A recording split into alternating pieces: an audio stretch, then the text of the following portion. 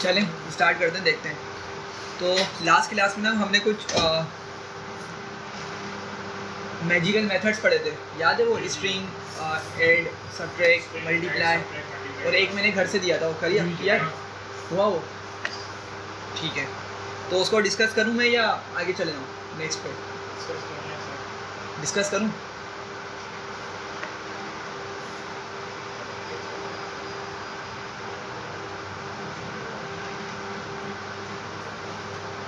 अच्छा चलें देखें।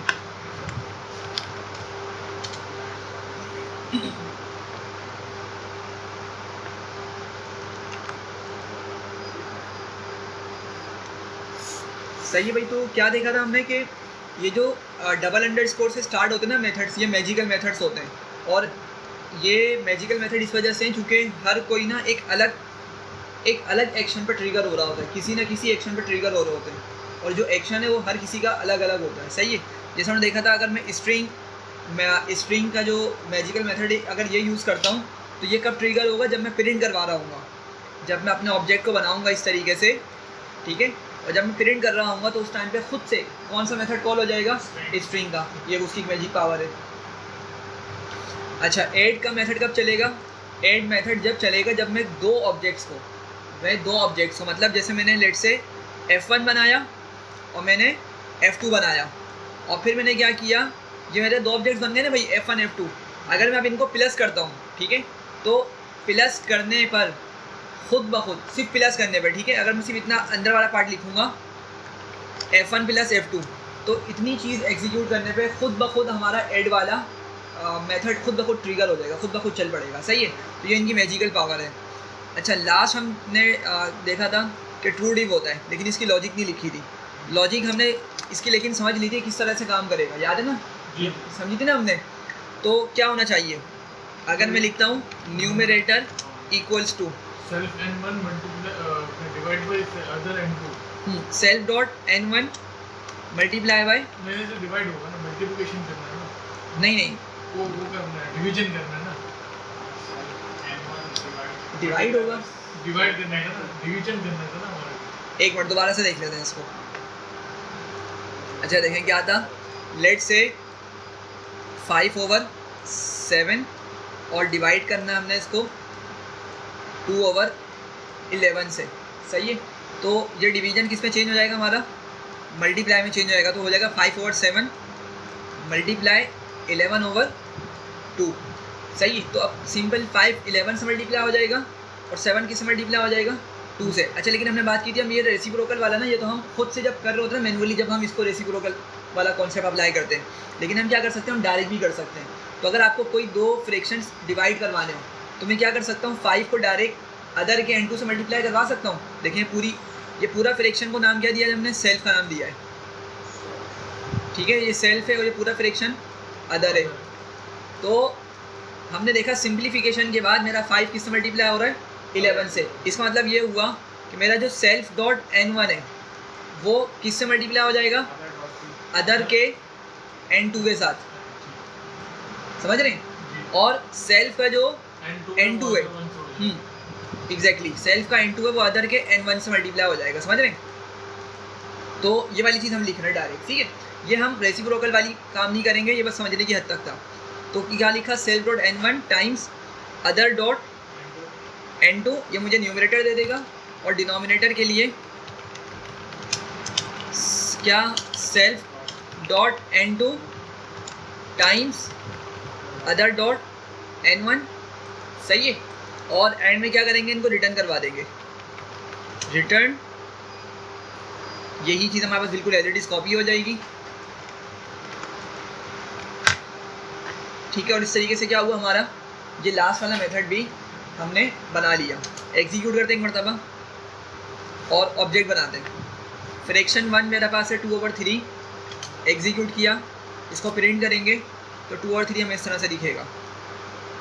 अच्छा, फिर हमने F2 बनाया, F2 का ऑब्जेक्ट बनाया, तो हमारे पास ये आ गया 5/7, ठीक है। अब ज़रा सोचें ज़रा, 2/3 पहला फ्रैक्शन है और दूसरा फ्रैक्शन क्या है? 5/7। तो जब मैं इस पर डिवीजन वाला ऑपरेशन परफॉर्म करवाऊंगा तो इसका आंसर क्या आना चाहिए? ये 2 किससे मल्टीप्लाई होगा हमारे पास 7 से, ऐसे ये 2 टाइम्स 7 14 हो जाएगा और 3 टाइम्स 5 15 हो जाएगा, मतलब 14/15 हो जाएगा। हाँ 14/15 हो जाएगा जब मैं डिवाइड वाले लॉजिक को एग्जीक्यूट करूँगा। तो हम ज़रा देखते हैं, हमने 3 लॉजिक्स लिख ली थी, मैं इस पर चौथी लॉजिक भी अप्लाई करता हूँ, बोलता हूँ डिवाइड करो F1 को F2 के साथ। सही है, एग्जीक्यूट करते हैं तो देखें आगे वो लॉजिक 14/15। सही है, तो हमने रेसिप्रोकल वाले तरीके से जस्ट समझा लेकिन उसको डायरेक्ट इम्प्लीमेंट कर दिया। सही है, तो एक हमने क्या किया, खुद की एक बहुत बेसिक सी डेटा टाइप बनाई है। सही है, अगर हमें इसमें बहुत सारी और चीज़ें हैंडल करनी तो अगेन हम क्या कर सकते हैं, खुद से भी चीज़ों को एक्सप्लोर कर सकते हैं, वरना हम फर्दर, अब हमें इतनी अंडरस्टैंडिंग हो गई है कि हम क्या कर सकते हैं, किसी LLM की मदद से ये वाला काम फर्दर कंप्लीट करवा सकते हैं। सही है भाई, तो हम आगे बढ़ते हैं आज के कोड की तरफ। आज हमारा जो टॉपिक है, अच्छा आज थोड़ा सा हमने इसी से कुछ रिलेटेड काम करना है। क्या लिखा हुआ है, write OOP classes to handle the following scenarios. क्या करना है, a user can create and view 2D coordinates. Coordinates हमने पढ़े मैट्रिक में हमने पढ़े होते हैं ऐसे यूजुअली।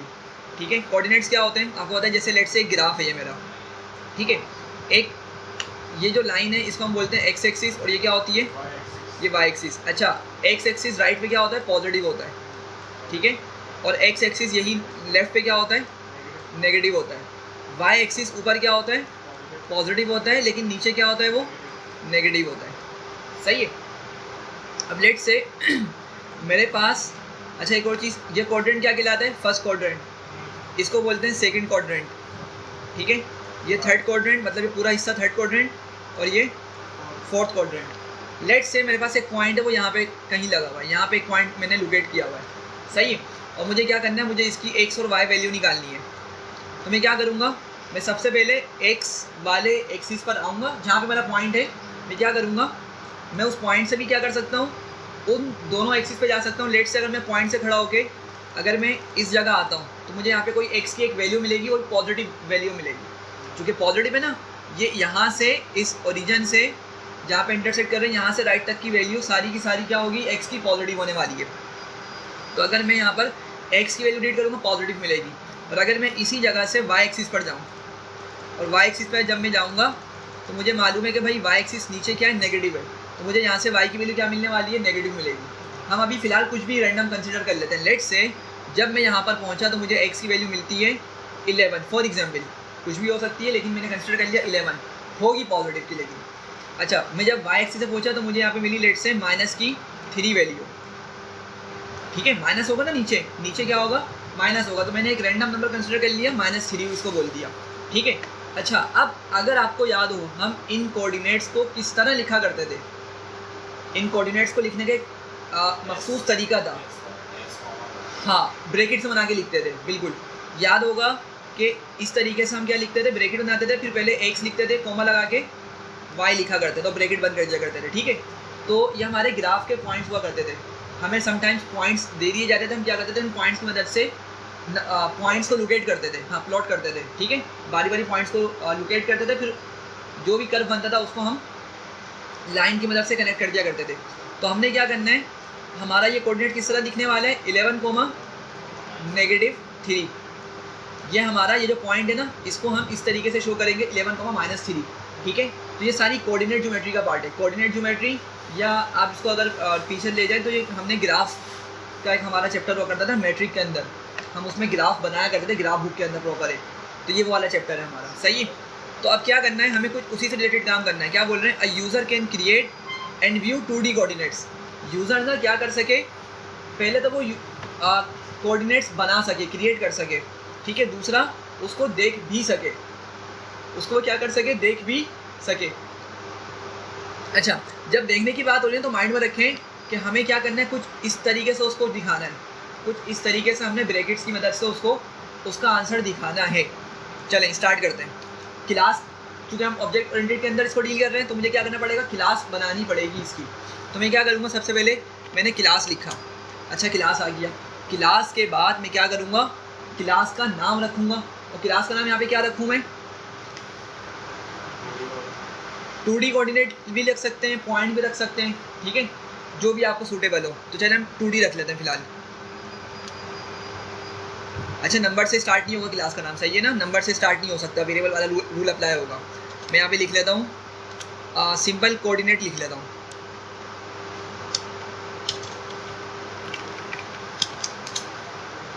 ठीक है, कोऑर्डिनेट मैंने लिख दिया। अच्छा, क्लास का नाम दे दिया, कॉर्नर लगा दिया। अब नेक्स्ट स्टेप में क्या होता है, हमारे पास सबसे पहला मेथड कौन सा होता है, कंस्ट्रक्टर होता है। वो मैजिकल मेथड होता है, वो हमेशा मौजूद होता है हमारे मेथड क्लास के अंदर। तो मैं उसको लिख लेता हूँ। मैंने कहा डेफ, उसका नाम क्या है, इनिट डबल अंडरस्कोर लिखा, सेल्फ लिखा। ठीक है। अच्छा, एक चीज़, अगर आप क्वेश्चन पढ़ेंगे ना, क्वेश्चन में क्या लिखा था, a user can create. User ना पहले क्या करेगा, क्रिएट करेगा, मतलब इन 2D कोऑर्डिनेट्स को क्रिएट करेगा, फिर बाद में देख सकेगा। मतलब क्या हो रहा है इसका, कि यूज़र पहले ये हमें कोऑर्डिनेट की वैल्यू दे सकेगा। सही है। तो अगर मुझे यूज़र से 2D कोऑर्डिनेट की वैल्यू लेनी है तो मैं यहीं पर हाथ क्या करूँगा, इनिट के अंदर ही उन दो चीज़ों को मेंशन कर दूंगा। वो मेरी क्या है, लेट से एक्स है और दूसरी क्या है, वाई है। ठीक है। अगेन हम इसको कुछ भी नाम दे सकते हैं, ये हमारे ऊपर है, कुछ भी नाम इसको दे सकते हैं। फिलहाल मैंने इसको एक्स वाई लिख दिया। और नेक्स्ट स्टेप में हम क्या करते हैं, हम इसको इस तरह से लिखते हैं, self dot x equals to x और self dot y equals to y. ठीक है। तो हमने क्या किया, हमने ये कंस्ट्रक्टर के अंदर ही ये दो पैरामीटर्स डिफाइन कर दिए। और क्या करेगा यूज़र, जब हमारी कोऑर्डिनेट की क्लास बना रहा होगा ना, देखें ज़रा, लेट से मैं बोलता हूँ P1 इक्वल्स टू, उसने क्या किया, कोऑर्डिनेट की क्लास बनाने लगा वो, तो मुझसे क्या मांग रहा है वो, एक्स और वाई यहीं पे मांग रहा है कि भाई मुझे एक्स और वाई दे दो पहले। सही है। और ये क्यों मांग रहा है, क्योंकि मैंने यहाँ पे इसको लिख दिया है। अगर मैंने इसको यहाँ से हटा दिया होता तो फिर मुझसे नहीं मांगता। खैर, तो हमने क्या किया भाई, हमने ये एक बेसिक सी चीज़ लिख ली है। सही। एग्जीक्यूट करते हैं। चलें, हम इसका एक ऑब्जेक्ट बनाते हैं। ऑब्जेक्ट बनाने का तरीका क्या होता है कि हमने क्या लिखा, क्लास का नाम लिखना होता है और फिर क्लास के मतलब ब्रैकेट्स बनाते हैं, और ब्रैकेट्स में हमसे जो चीज़ मांगी भी होती है उसका हमें प्रोवाइड करना होता है। तो अभी उसने मुझसे बोला एक्स और वाई बताओ, मैंने कहा लेट से 2,13 2,13 मेरे कोऑर्डिनेट का नाम है, मतलब वैल्यू है। एक्स वैल्यू उसकी 2 है और वाई वैल्यू क्या है उसकी 13 है। अच्छा, एग्जीक्यूट किया। चलें, एग्जीक्यूट हो गया, मेरा ऑब्जेक्ट भी बन चुका है। अब आप लोग मुझे बताएं, अगर मैं P1 को प्रिंट करता हूं तो किस तरह आउटपुट आना चाहिए। क्या मेरा आउटपुट इस तरह से दिखने वाला है या नहीं, नहीं दिखने वाला, बिल्कुल ऐसी बात है। क्यों, हाँ, हमने असल में इसको दिखाने के लिए जो मैजिकल मेथड है ना, वो अभी तक हमने अपने कोड में लिखा ही नहीं है, अपने इस प्रोग्राम में लिखा ही नहीं है। और वो कौन सा मेथड है, क्या नाम है उसका, स्प्रिंग वाला। तो अगर मैं इसको भी प्रिंट करवाऊंगा ना, देखें ज़रा, ये मुझे ऑब्जेक्ट की लोकेशन बता रहा है कि भाई उसने हमारा ये 2 और 13 का जो डेटा है ना, वो ले जाके इस एड्रेस पे सेव करवा दिया है। हमें इससे कोई गर्ज नहीं है, वो तो पहले कहीं भी सेव करवाए, हमें तो अभी देखना है। तो क्या करना पड़ेगा, मुझे उसको दिखाने के लिए एक स्ट्रिंग मेथड अप्लाई करना पड़ेगा। तो मैंने उसका नाम दिया स्ट्रिंग डबल अंडरस्कोर लगाया, फिर मैंने लिखा सेल्फ, ठीक है, कॉलन लगाया। इतना काम हमने कर लिया। सही है। अच्छा, यहाँ पर सिर्फ हमें सेल्फ लिखना है, इसके अलावा कुछ और नहीं लिखना, सिर्फ सेल्फ लिखना है, इसके अलावा कुछ और नहीं लिखना। और क्या करूँगा मैं यहाँ पे लिखूँगा रिटर्न और एफ स्ट्रिंग का यूज़ करूँगा। ब्रैकेट्स बनाऊँगा मैं इस तरीके से, मैं पहले लिखूँगा self dot x sorry, comma बनाया, और फिर क्या लिखूँगा, सेल्फ डॉट वाई। ठीक है। तो अब थोड़ा सा देखने में अजीब सा लग रहा होगा, लेकिन सोच कर देखें कि मुझे ये वाले ब्रैकेट्स चाहिए थे ना। देखें, मुझे ये फर्स्ट वाला और लास्ट वाला ब्रैकेट तो चाहिए था, तो मैंने इसको क्या किया, मैंने इसको हार्ड कोड कर दिया। अगर आप लोग देखें ना, ये रेड कलर का इसका कलर आ रहा है, रेड कलर में आ रहा है, मतलब ये हार्ड कोड हुआ हुआ है।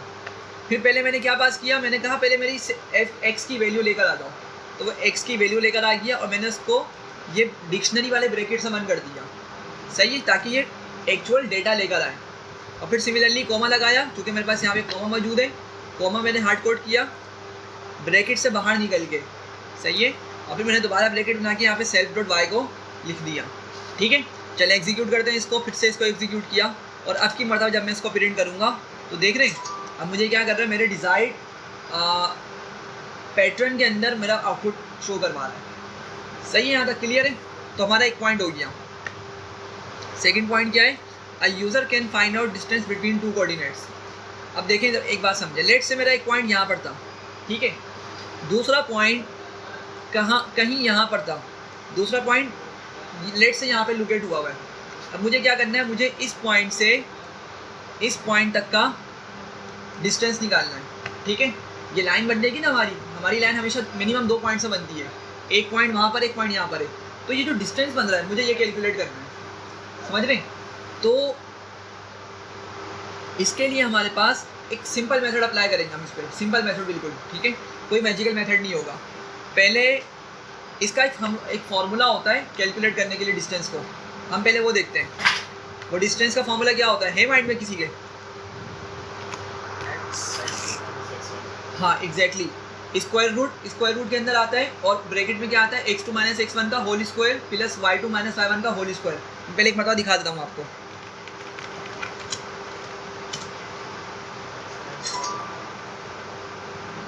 देखें ये दिख रहा है, स्क्वायर रूट x2 - x1 का whole square plus y2 - y1 का होल स्क्वायर। ये फर्स्ट ईयर वाला हमारा कॉन्सेप्ट आ गया, फॉर्मूला हमने वहाँ पे पढ़ा था, ये सही है। तो मैं क्या करूँगा, बस इस लॉजिक को अपने पास लिखूँगा पाइथन के अंदर, और फिर क्या होगा, वो मेरा डिस्टेंस कैलकुलेट करके दे देगा। सही है यहाँ तक? चलें, हम क्या करेंगे, अपनी क्लास में आएंगे और यहाँ पे हम बोलते हैं एक मेथड बनाना पड़ेगा, सही है। क्या बनाना पड़ेगा, मुझे मेथड बनाना पड़ेगा। तो मैंने लिखा डेफ, मैं लिखता हूँ कैलकुलेट डिस्टेंस, मैंने इसको नाम दे दिया, सही है। और मैंने क्या लिखा, सेल्फ लिख दिया, ठीक है। क्या लिखा, सेल्फ मैंने यहाँ पर लिख दिया है, सॉरी। अच्छा, अब आप लोग ज़रा यहाँ पे कुछ देर रुक कर बताएं कि क्या मुझे यहाँ पर सेल्फ के अलावा कुछ और लिखना चाहिए, नहीं लिखना चाहिए। डिसीजन किस तरह लेंगे, आप लोग ये सोचें कि आपका जो फार्मूला आप अंदर क्या हम रखने वाले, अंदर ये वाला फार्मूला लिखने वाले हैं।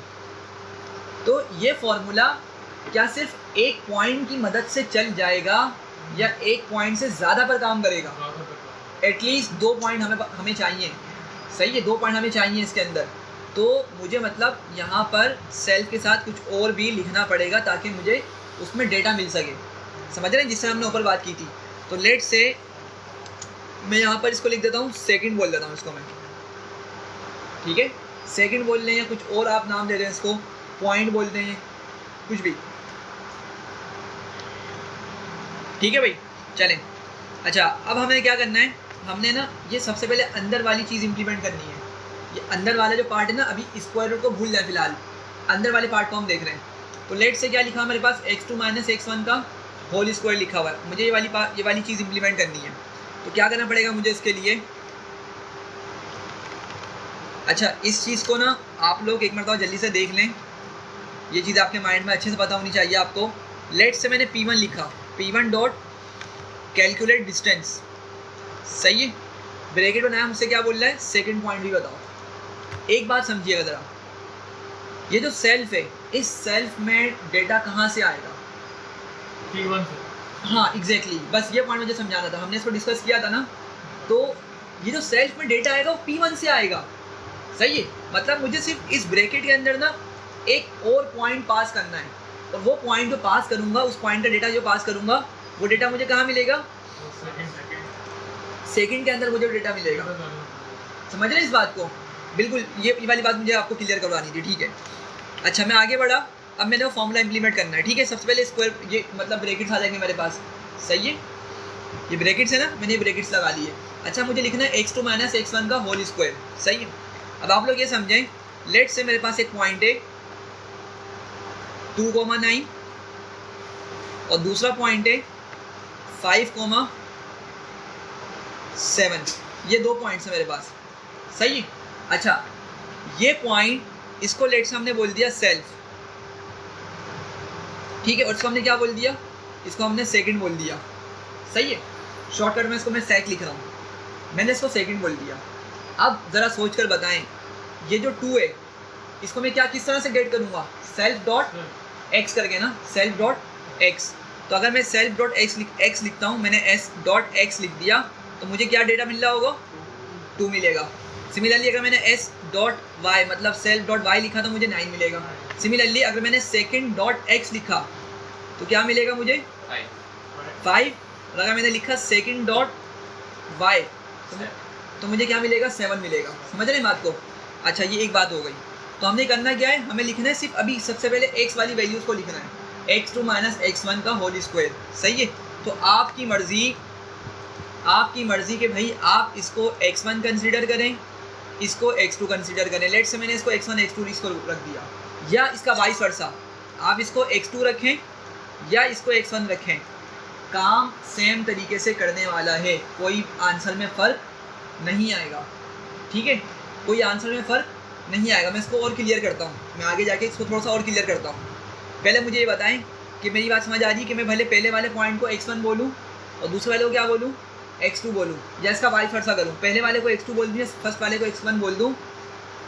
इस तरीके से आंसर पे कोई फ़र्क नहीं आएगा। ठीक है,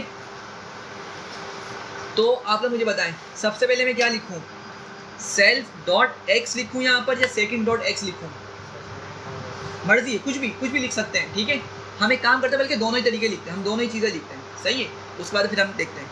तो मैंने यहाँ पे लिखा सेल्फ डॉट एक्स माइनस क्या होगा, सेकंड डॉट एक्स। सही है, सेल्फ डॉट एक्स और माइनस सेकंड डॉट एक्स। अच्छा जी जी ठीक है, तो यहाँ पर ज़रा देखिए क्या हुआ, मैंने सेल्फ डॉट एक्स और सेकंड डॉट एक्स लिख दिया। सही है, अब मुझे क्या करना है उसका, जल्दी से बताएं, स्क्वायर करना है। ठीक है, स्क्वायर करना है। तो मैंने यहाँ पे क्या किया, स्क्वायर के लिए क्या करेंगे हम, डबल स्टार 2 लिख देंगे। ठीक है, तो क्या हो गया, ये इसका स्क्वायर हो गया। इतनी बात समझ रहे हैं? अच्छा आगे क्या है फॉर्मूले के अंदर, प्लस, क्या लिखा हुआ है, प्लस मौजूद है हमारे पास।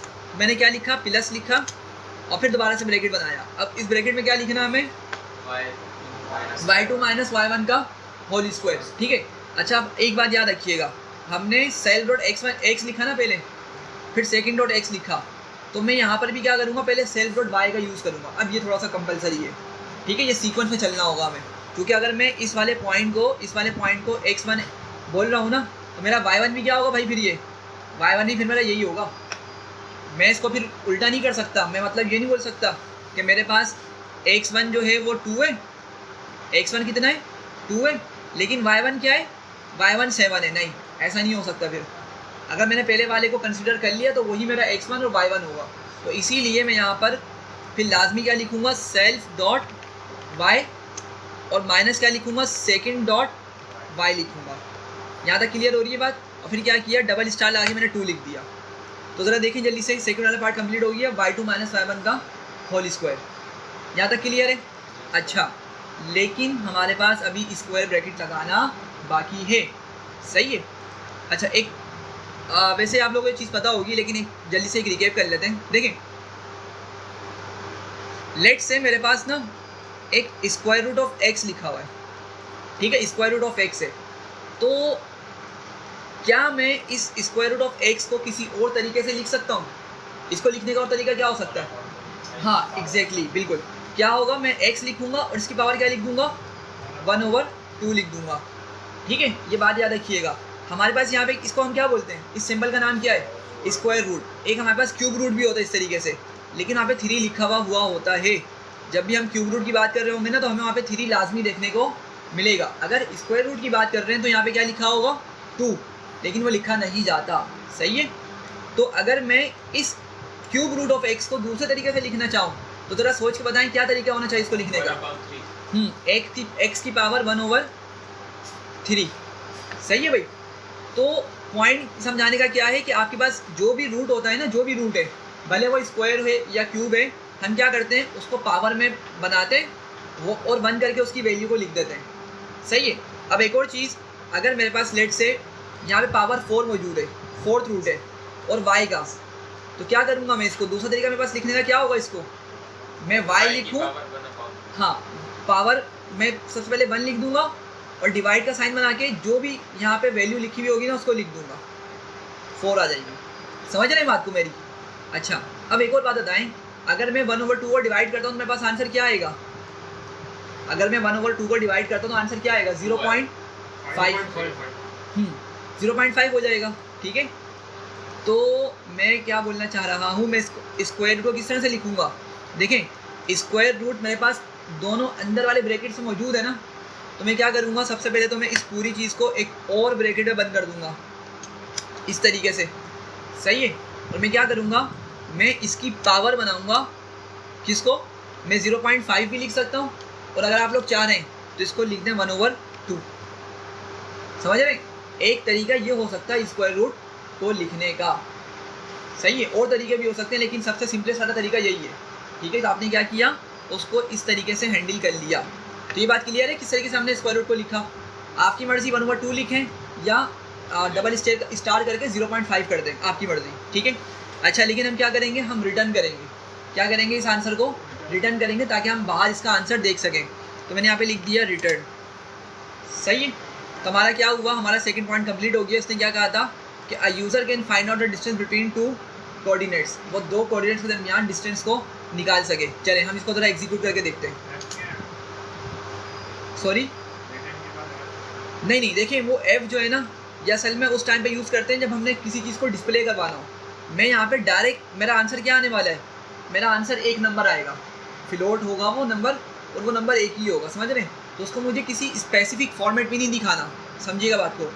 जो नंबर आ रहा है ना, उसी को मुझे बाहर दिखाना है बस, उस पर मुझे कोई फर्दर फॉर्मेटिंग अप्लाई नहीं करनी है, ठीक है।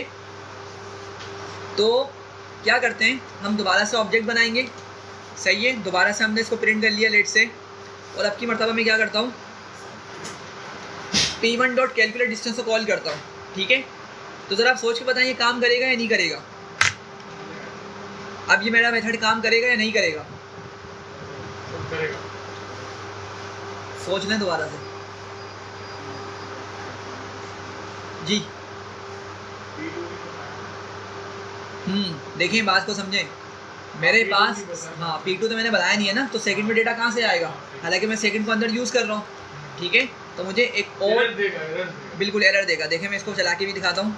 तो क्या बोल रहा है भाई, missing 1 required position argument second, उसको सेकंड का कुछ डेटा ही नहीं मिल रहा, ठीक है। जिसको हमने सेकंड पॉइंट कंसिडर किया था उसका डेटा ही नहीं मिल रहा। तो मैं क्या बोलता हूँ, मैं यहाँ पे एक और P2 बोल के नाम इसको रखता हूँ, और इसकी वैल्यू चेंज करके लेट्स हम बोलता हूँ 3,7,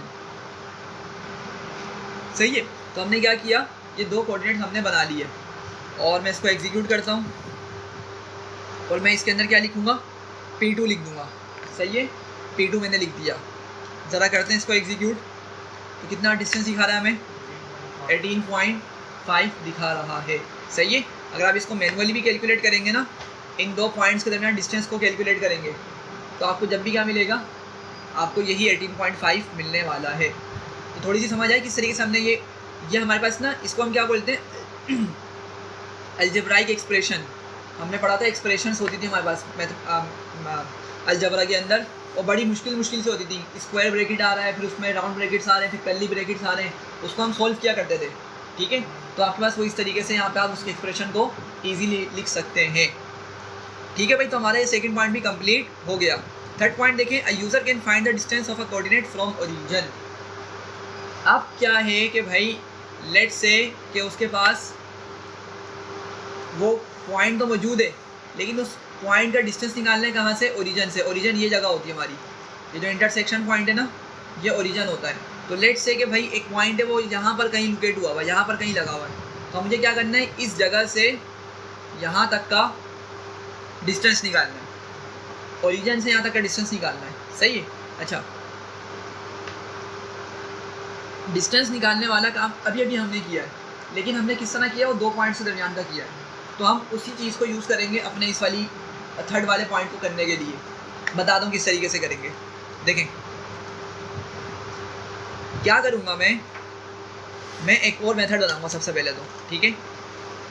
तो क्या लिखना पड़ेगा मुझे, सबसे पहले डेफ लिखूँगा, और मैं इसका नाम देता हूँ कैलकुलेट डिस्टेंस फ्रॉम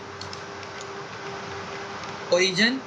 मैंने इसको क्या दिया, सेल्फ दिया, ठीक है। अगेन आप लोग ज़रा सोच कर बताएं कि जब मेरा ऑब्जेक्ट इस मेथड को कॉल करेगा तो मुझे यहाँ पर सिर्फ एक आंसर चाहिए, मतलब एक इनपुट चाहिए, दो वैल्यूज़ चाहिए, जी दो वैल्यूज़, ठीक है। वैसे ओरिजिन क्या होता है, हार्ड कोड होता है, चूँकि फिक्स है ना भाई, हम इसकी वैल्यू खुद से भी रख सकते हैं, लेकिन हम क्या कर सकते हैं, इसकी वैल्यू यूज़र से भी ले सकते हैं। ये बात समझ आ रही है मेरी? अच्छा, अब एक बात ज़रा समझिएगा, इसको बताता हूँ आगे किस तरह सॉल्व करना है। मेरे पास लेट से वो पॉइंट है 2,13, ये पॉइंट है, मुझे इस पॉइंट का डिस्टेंस निकालना है कहाँ से? ओरिजिन से। कहाँ से डिस्टेंस निकालना है? ओरिजिन से। तो ज़रा सोच के देखें, अगर मैं लिखता हूँ P1 डॉट, अच्छा मुझे दूसरे मेथड का नाम नहीं दिखा रहा, मैं एक काम करता हूँ इसको पास लिख देता हूँ फिलहाल, ठीक है। P1 लिखा dot calculate distance from origin, सही है। तो ज़रा सोच कर बताएं कि P1 मेरे पास किस में जाएगा? P1 जाएगा सेल्फ के अंदर। P1 किस में जाएगा? सेल्फ में जाएगा। तो मुझे अंदर यहाँ पे एक और पॉइंट रख के भेजना हो सकता है। अगर नहीं भेजें तो जब भी चलेगा, लेकिन भेजना तो जब भी हमारा वो काम करना चाहिए। तो मैं उसके लिए क्या करूँगा, यहाँ पर एक और पैरामीटर बनाऊँगा, एक और पैरामीटर यहाँ पर उसके लिए मैं बनाऊँगा। मैं इसको लेट से बोल देता हूँ ओरिजिन, ठीक है। इसको मैंने ओरिजिन का नाम दे दिया। यहाँ तक क्लियर हो रही है बात? तो यूज़र क्या करेगा, यहाँ पर हमें 0,0 करके भेजेगा। यहाँ से डेटा किस तरह भेजेगा? 0,0 करके डेटा को भेजेगा, सही है। और मुझे किस में आगे मिलेगा? ओरिजिन में मिलेगा। ये मेरी बात समझ रहे हैं? अच्छा, ये बताइए जल्दी से, क्लियर हो रही है वाली बात? ओरिजिन में उसको डेटा मिलेगा। जब यूज़र यहाँ पे आके लेट से मैं बताता हूँ, वो इस तरीके से डेटा भेजेगा, बोलते हैं भाई 0,0, उसने इस तरीके से डेटा को भेज दिया, ठीक है। ये ओरिजिन के कोऑर्डिनेट्स है ना। तो ये डेटा कहाँ पर आके मिलेगा मुझे? ऊपर क्लास के अंदर ओरिजिन में मिलेगा, सही है। अच्छा, अब मैं ना दोबारा से ये लॉजिक नहीं लिख रहा भाई, लॉजिक तो सेम रहेगी ना, डिस्टेंस निकालने की लॉजिक फॉर्मूला तो सेम रहने वाला है, तो मैं क्यों दोबारा लिखूँ? मैं इसी चीज़ को यूज़ करने वाला हूँ। मैं क्या करूँगा, मैं अपने इसी मेथड को यूज़ करने वाला हूँ, सही है। ये बात समझ रहे मेरी? अब सवाल ये है कि मैं उस ऊपर वाले मेथड को नीचे कॉल कैसे करूँगा। मैं इस वाले मेथड को नीचे किस तरह कॉल करूँगा, ज़रा सोच कर बताएं जल्दी से। इस वाले मेथड को मुझे नीचे कॉल करना है, क्या होना चाहिए? क्या मैं डायरेक्ट नाम लिख दूँ इस तरीके से, कैलकुलेट डिस्टेंस डायरेक्ट लिख दूँ, क्या ये काम करेगा? सेकंड और एक्स की जगह ओरिजिन आएगा। हाँ, हम सेकंड के अंदर ओरिजिन को भेजेंगे बिल्कुल। लेकिन अभी सवाल ये है कि मैं ऊपर वाले मेथड को नीचे कॉल कैसे करूँगा।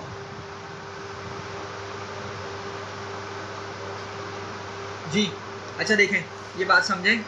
हमने ये बात की थी कि भाई क्लास में हम जो भी चीज़ लिख रहे होते हैं ना, उसको सिर्फ कौन एक्सेस कर सकता है?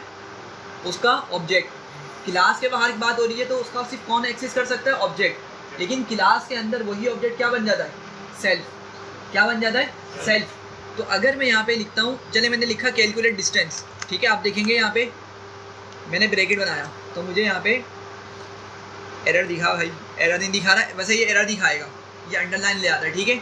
लेकिन अगर मैं इसको एग्जीक्यूट करूँगा ना, तो देखिएगा ज़रा, ऑब्जेक्ट बनाया मैंने इसका, और जब मैं क्या करूँगा, इसको कॉल करूँगा इस मेथड को, तो देख रहे हैं calculate distance is not defined. उसको कैलकुलेट डिस्टेंस का मेथड ही नहीं मिल रहा, हालांकि उसके ऊपर ही लिखा हुआ बिल्कुल वो। मसला पता है क्या है? मसला असल में ये है कि हमें इसको ऑब्जेक्ट का नाम देकर बुलाना पड़ेगा। तो मैंने लिखा सेल्फ डॉट, ठीक है। सेल्फ डॉट जब मैं लिखूँगा ना, तो अब की मर्तबा मेरा ऊपर वाला मेथड क्या हो रहा है? नीचे वाले मेथड में कॉल हो रहा है। मेरी बात समझ रहे हैं? अच्छा, लेकिन मुझे बताएं कैलकुलेट डिस्टेंस जो मैं ऊपर से कॉल कर रहा हूँ, यहाँ पर मुझे कितने पैरामीटर्स भेज रहे हैं? 2, ठीक है। तो एक तो पैरामीटर मेरा किस में जा रहा है? सेल्फ बन के जा रहा है। सेल्फ बन के कहाँ जाएगा? वो सेल्फ में ही जाएगा, ठीक है। जिस तरह अभी आप लोगों ने बताया था कि भाई जब मैं P1 को कॉल करूँगा ना कैलकुलेट डिस्टेंस पर, तो P1 का डेटा किस में जा रहा था? सेल्फ में। अब ये बताया था ना आप लोगों ने, P1 का डेटा सेल्फ में आ रहा था। सिमिलरली समझे बात को, जब मैंने यहाँ पे कॉल किया होगा, समझे ज़रा, P1 करके मैंने क्या किया? कैलकुलेट डिस्टेंस फ्रॉम ओरिजिन को कॉल किया, तो P1 का डेटा मेरे पास किस में आएगा? इस मेथड के सेल्फ में आएगा। जबकि जो मैंने अंदर कोऑर्डिनेट दिया हुआ है, इसका डेटा किस में आएगा? ओरिजिन में आएगा। यहाँ तक समझ आ रही है बात? अच्छा, फिर मैंने क्या किया, वो जो यहाँ पे डेटा आया ना सेल्फ का, मतलब P1 का डेटा आया, मैंने क्या किया, उसी की मदद से दोबारा से ऊपर कैलकुलेट डिस्टेंस को कॉल कर दिया। तो जो डेटा बाहर से यहाँ पे सेल्फ में आया था, मैंने उसी सेल्फ को उठाकर कहाँ भेज दिया, दोबारा से ऊपर वाले मेथड के सेल्फ में भेज दिया। समझ रहे थोड़ी सी बात को? तो बस मतलब स्टेप बाय स्टेप ये काम चल रहा है। बाहर से P1 था, अंदर आते आते वो सेल्फ हो गया, ठीक है, और फिर उसी सेल्फ से मैंने डेटा उठाया और अगले मेथड के सेल्फ में भेज दिया। सही है? ये कंफ्यूज तो नहीं कर रहा ये वाली बात? हाँ भाई उसामा, क्यों भाई? देखो P1 आपने कॉल किया, P1 की मदद से कैलकुलेट डिस्टेंस फ्रॉम ओरिजिन को कॉल किया, तो P1 का डेटा किस में आता है सबसे पहले? इस मेथड का जो सेल्फ है ना, पहली वाली वैल्यू उसमें आ जाएगा। सही है? तो इस सेल्फ के अंदर आपको सेल्फ डॉट एक्स करूँगा, मुझे क्या डेटा मिलेगा? देखो P1 का डेटा क्या है? 2 और 13 है ना, तो अगर मैं सेल्फ डॉट एक्स करूँगा तो मुझे क्या डेटा मिलेगा? 2 मिलेगा। सेल्फ डॉट एक्स पे क्या मिलेगा? 2 मिलेगा। सेल्फ डॉट वाई पे क्या मिलेगा? 13 मिलेगा। तो मैं ये बोल रहा हूँ कि P1 जो बाहर का डेटा था ना, पॉइंट था, वो सेल्फ में मुझे मिला यहाँ पर, मतलब 2 और 3 मुझे उसकी वैल्यू मिल रही है, ठीक है। और ऑफकोर्स इसके अंदर उसका एड्रेस भी आ रहा होगा, याद है ना? एड्रेस आ रहा होता है, असल चीज़ तो एड्रेस आ रहा होता है, एड्रेस पास हो रहा होता है।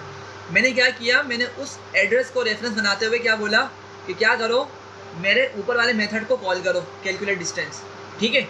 लेकिन मैंने पीछे क्या यूज़ किया? सेल्फ का यूज़ किया है। मतलब जो बाहर से डेटा आया था ना सेल्फ के पास, यहाँ पर मैंने उस डेटा को दोबारा से क्या किया, इस कैलकुलेट डिस्टेंस वाले मेथड के अंदर दोबारा से सेल्फ में भिजवा दिया। हाँ, तो अब इस सेल्फ की वैल्यू भी क्या हो चुकी है? वही 2,13 हो गई है। ये मैं बोलना चाह रहा हूँ। सही है? बात समझ रहे हैं? तो देखिए सेल्फ का डेटा तो यहाँ तक पहुँच चुका है। अब मुझे क्या करना है, मुझे चूँकि ओरिजिन से डेटा निकालना है ना, ओरिजिन से डिस्टेंस निकालना है, सॉरी, तो मेरे पास ये वाला सेकंड डॉट एक्स और ये सेकंड डॉट वाई, इन दोनों की वैल्यू क्या होनी चाहिए? 0 0 होनी चाहिए। समझ रहे बात को? तो मैं क्या करूँगा, मैं इस ओरिजिन को पकड़ के ऊपर भिजवा दूँ। यहाँ से ओरिजिन को मैंने पकड़ा और यहाँ अंदर ब्रैकेट में डाल दिया। समझ रहे? तो ये ओरिजिन की वैल्यू ऊपर जाके किसको मिलेगी? सेकंड को मिल जाएगी। समझ रहे? सिर्फ नाम चेंज हो रहे हैं लेकिन डेटा वही पास हो रहा है, अभी तक सेम वाला डेटा ही पास हो रहा है। ये बात क्लियर हो रही है? आपने उसको नीचे चला दिया इससे कर। हाँ बिल्कुल। अंकल आपको समझ आ रही है ये वाली चीज़? कंफ्यूज लग रहा है मुझे जी। मैं दोबारा बताता हूँ, सिंपल सा है, इसको दोबारा समझें, बहुत सिंपल चीज़ है। देखें, हमने P1 का डेटा बनाया, P1 में क्या क्या रखा हमने? 2 और 13 रखा, और हमें पता है कि 2 को हम क्या बोल रहे हैं? x बोल रहे हैं, और 13 को क्या बोल रहे हैं? y बोल रहे हैं। अच्छा, अगर मैं आपको एक चीज़ दिखाऊँ, आपको ये पता होगा कि मैंने ID प्रिंट करी P1 की, तो मुझे क्या दिखा रहा है? ये उसका एड्रेस दिखा रहा है। क्या दिखा रहा है? एड्रेस। क्योंकि हमें पता है कि भाई हम जब भी ऑब्जेक्ट बनाते हैं ना, तो असल तो वो जाके मेमोरी में सेव हो रहा होता है, उस जगह का एड्रेस उठाता है और हमारे वेरिएबल में स्टोर करवा देता है। सही है यहाँ तक बात? तो P1 असल में हम बोलें तो P1 क्या है? इसमें रेफरेंस मौजूद है किस जगह का? मेमोरी में उस जगह का यहाँ पर एड्रेस मौजूद है जहाँ पे हमारे 2 और 13 जाकर सेव हो चुके हैं। सही है? अच्छा, अब पहले यहाँ से समझें, इस वाले मेथड को समझें। मैंने लिखा P1 dot calculate distance from origin. क्या करो, मेरे उस डेटा को कहाँ भेजो? कैलकुलेट डिस्टेंस फ्रॉम ओरिजिन में भेजो, ठीक है। मतलब उसका रेफरेंस यूज़ करते हुए हमने इस मेथड को कॉल किया, तो क्या होगा, मेरे पास ये जो मेथड के अंदर सबसे पहला जो वर्ड लिखा है ना, वो सेल्फ है, तो P1 का डेटा सेल्फ में आके मुझे मिलेगा। सही है? तो मतलब मुझे सेल्फ में यहाँ पे x क्या मिलने वाला है? सेल्फ डॉट एक्स 2 मिलेगा, सेल्फ डॉट वाई 13 मिलेगा। सही है? और ओरिजिन में क्या मिलेगा? ओरिजिन में मुझे 0 0 मिलने वाला है। सही है? 0 0 मिलेगा, चूँकि मैंने यहाँ पे ओरिजिन को इस तरीके से पास किया 0 0। अच्छा, फिर मैंने क्या किया, मैंने ना उस सेल्फ के अंदर जो डेटा आया था, डेटा भी आया है और रेफरेंस भी आया। असल तो वैसे रेफरेंस आ रहा है, लेकिन आपको समझाने के लिए मैं बोल रहा हूँ कि डेटा आया, वरना एक्चुअली इसमें रेफरेंस आया, उस जगह का एड्रेस आया उठ के यहाँ पर। तो मैंने क्या किया, मैंने बोला कि भाई वो जो डेटा आ रहा है ना, उसको कहाँ भेजो? मेरे पास कैलकुलेट डिस्टेंस वाले फॉर्मूले में भेजो, ऊपर वाले मेथड में भेजो। जो बाहर से इसको सेल्फ में डेटा मिला ना, उसको क्या करो, उस डेटा को भेजो कहाँ पर? कैलकुलेट डिस्टेंस के अंदर। ऊपर वाला मेथड मैंने कॉल कर लिया, और जब मैं ऊपर वाले मेथड को कॉल कर रहा हूँ, तो इस सेल्फ से डेटा उठ के अब कहाँ पर आ जाएगा? इस अंदर वाले सेल्फ में आ जाएगा। तो मतलब अब इस सेल्फ की वैल्यू अगर मैं x करके निकालूँ, सेल्फ डॉट एक्स करूँ, तो अब मुझे यहाँ पे क्या मिलेगी? 2 मिलेगी। सेल्फ डॉट वाई करूँ तो क्या मिलेगी मुझे? 13 मिलेगी। समझ रहे हैं बात को? तो सेल्फ डॉट एक्स और सेल्फ डॉट वाई तक का तो डेटा ऊपर हैंडल हो चुका है, लेकिन मुझे यहाँ पर 0 0 रखवाना है ताकि मेरा ओरिजिन से डिस्टेंस कैलकुलेट हो सके। समझ रहे हैं बात को? तो इसीलिए मैंने इस ओरिजिन को पकड़ा, ओरिजिन में मेरे पास बाहर से डेटा क्या आया था, 0 0 आया था। मैंने उस ओरिजिन को उठाकर इस मेथड के अंदर पास करवा दिया ओरिजिन। तो ओरिजिन अब किसको जाके मिलेगा, ऊपर सेकंड को मिलेगा। और अगर मैं लिखूँगा सेकंड डॉट एक्स, मुझे क्या मिलना चाहिए, 0 मिलना चाहिए। सेकंड डॉट वाई करूँगा तो क्या मिलना चाहिए, मुझे 0 मिलना चाहिए यहाँ पर भी। सही है। तो हमने एक तरीके से ऊपर वाले मेथड को ही नीचे यूज़ कर लिया है, हम दोबारा से लॉजिक नहीं लिखते। ठीक है, हमने जो लॉजिक लिख दी अगर वो कहीं और यूज़ हो सकती है तो हम इस तरीके से उसको यूज़ कर लेते हैं। ठीक है भाई, अली क्लियर है। चलें अब एक मरतबा जल्दी से इसको एग्जीक्यूट करते हैं। अच्छा, एक और चीज़, मुझे क्या करना पड़ेगा, इसको रिटर्न करना पड़ेगा। देखें, जब मैं इस मेथड को कॉल कर रहा हूँ तो ये सारी कैलकुलेशन परफॉर्म हो जाएगी। ये बात समझ रहे हैं आप लोग, ये सारी कैलकुलेशन परफॉर्म हुई और ये क्या करेगा, जो आंसर आएगा ना मुझे भेजेगा, वो मुझे भेजेगा। और वो मुझे आंसर कहाँ मिलेगा, वो मुझे आंसर इस लाइन पर मिलेगा। और मुझे इस आंसर को क्या करना है, बाहर भेजना है, क्लास के बाहर मुझे इस आंसर को भेजना है। तो मुझे क्या करना पड़ेगा, मैं इसके पीछे इसको रिटर्न का यूज़ करूँगा। मतलब बोल रहे हैं यार, तुम्हें जो इस चीज़ को कॉल करने से आंसर मिल रहा है ना, उसको क्या करो, बाहर भेज दो। रिटर्न का ये मतलब है। सही है, चलें एग्जीक्यूट करते हैं। एग्जीक्यूट किया इसको मैंने, और ये मैंने 2 ऑब्जेक्ट्स बना लिए। और अब की मर्तबा मैं इस मेथड को कॉल करने लगा हूँ। अच्छा भाई, एक मसला आ रहा है, वो बोल रहा है tuple object has no attribute x. उसको एक्स का पता नहीं चल रहा। पता है ऐसा क्यों हो रहा है, आप लोग मुझे चले बताएं। ये पुरानी चीज़ है वैसे। मैंने एक टपल बनाया, लेट्स से उसमें मैंने T1 का नाम दे दिया, T1 इक्वल्स टू, मैंने यहाँ पे लिखा 1, बल्कि 11 लिखता हूँ, 11 12। सही है भाई। चलें आप लोग बताएं, मुझे 12 निकालना है, मुझे इस टपल में से 12 को निकालना है। क्या लिखना पड़ेगा मुझे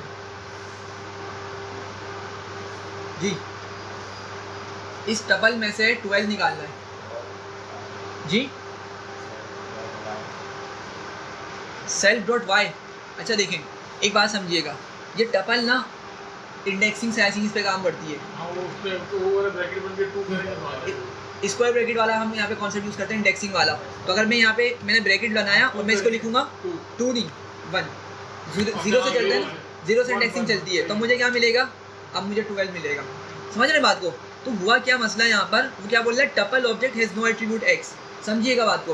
वो बोल रहे हैं यार आप भेज टपल रहे हो, क्या भेज रहे हो, टपल भेज रहे हो। ये टपल बनाया ना हमने असल में, टपल भेज रहे हो और उसमें किस तरह से एक्स निकाल लो। जब मैंने यहाँ पे लिखा ना सेकंड डॉट एक्स, तो भाई सेकंड में क्या मिल रहा था मुझे, वो बाहर से आने वाला 0 0 मिल रहा है, टपल मिल रहा है उसको अंदर।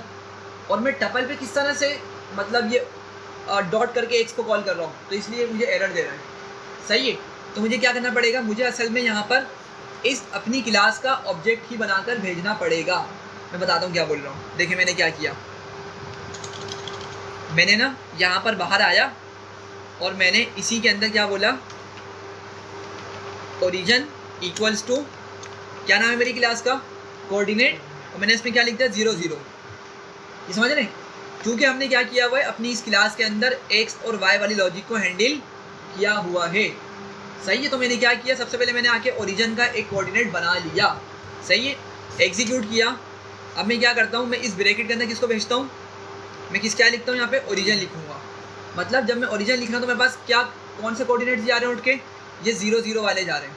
ठीक है। और ये हमारी ही क्लास का ऑब्जेक्ट है ना, तो क्या होगा, अब की मर्तबा जब ये ओरिजिन जाएगा अंदर इस वाले ओरिजिन को मिलेगा, और फिर इस वाले ओरिजिन से वैल्यू यहाँ पे आई और यहाँ से ट्रांसफर होगा यहाँ पर सेकंड के अंदर। तो अब की मर्तबा जब सेकंड डॉट एक्स और सेकंड डॉट वाई करूँगा तो इसको कोई मसला नहीं होगा। सही है। चलें एग्जीक्यूट करते हैं।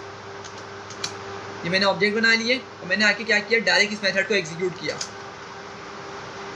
तो ज़रा देखें क्या डेटा निकाल के लाया, 86.5 डेटा ले आया। ठीक है। ये थोड़ी सी बात समझ आ रही है। तो इस तरीके से हमने क्या किया, एक क्लास में रहते हुए एक मेथड को दूसरे मेथड में कॉल कर लिया।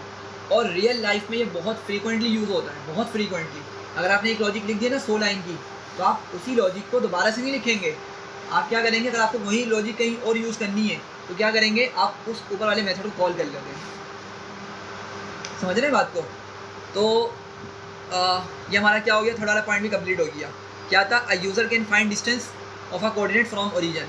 ठीक है। Last second last point, a user can check if a point lies on a given line. ये इंटरेस्टिंग है। यूज़र ना ये भी देखना चाह रहा है कि कोई पॉइंट लाइक करता है लाइन पर या नहीं, ठीक है। थोड़ा सा मुझे लग रहा है मैथमेटिकल पार्ट चल रहा है ये, लेकिन समझिएगा असल में हम यहाँ पे क्या करना चाह रहे हैं, यहाँ पे थोड़ा सा ना कोड को समझने की कोशिश कर रहे हैं कि किस तरीके से हम अपनी क्लासेस में बनाकर काम करते हैं, ठीक है। क्लासेस में किस तरह से बनाकर काम किया जाता है, बस मैं ये समझाना चाह रहा हूँ। तो अभी का जो पॉइंट है वो क्या है कि भाई यूज़र अब ये चेक करना चाह रहा है कि भाई उसने लेट से कोई भी एक रैंडम पॉइंट दे दिया, वो पॉइंट लाइन पर लाई करता है या नहीं। देखें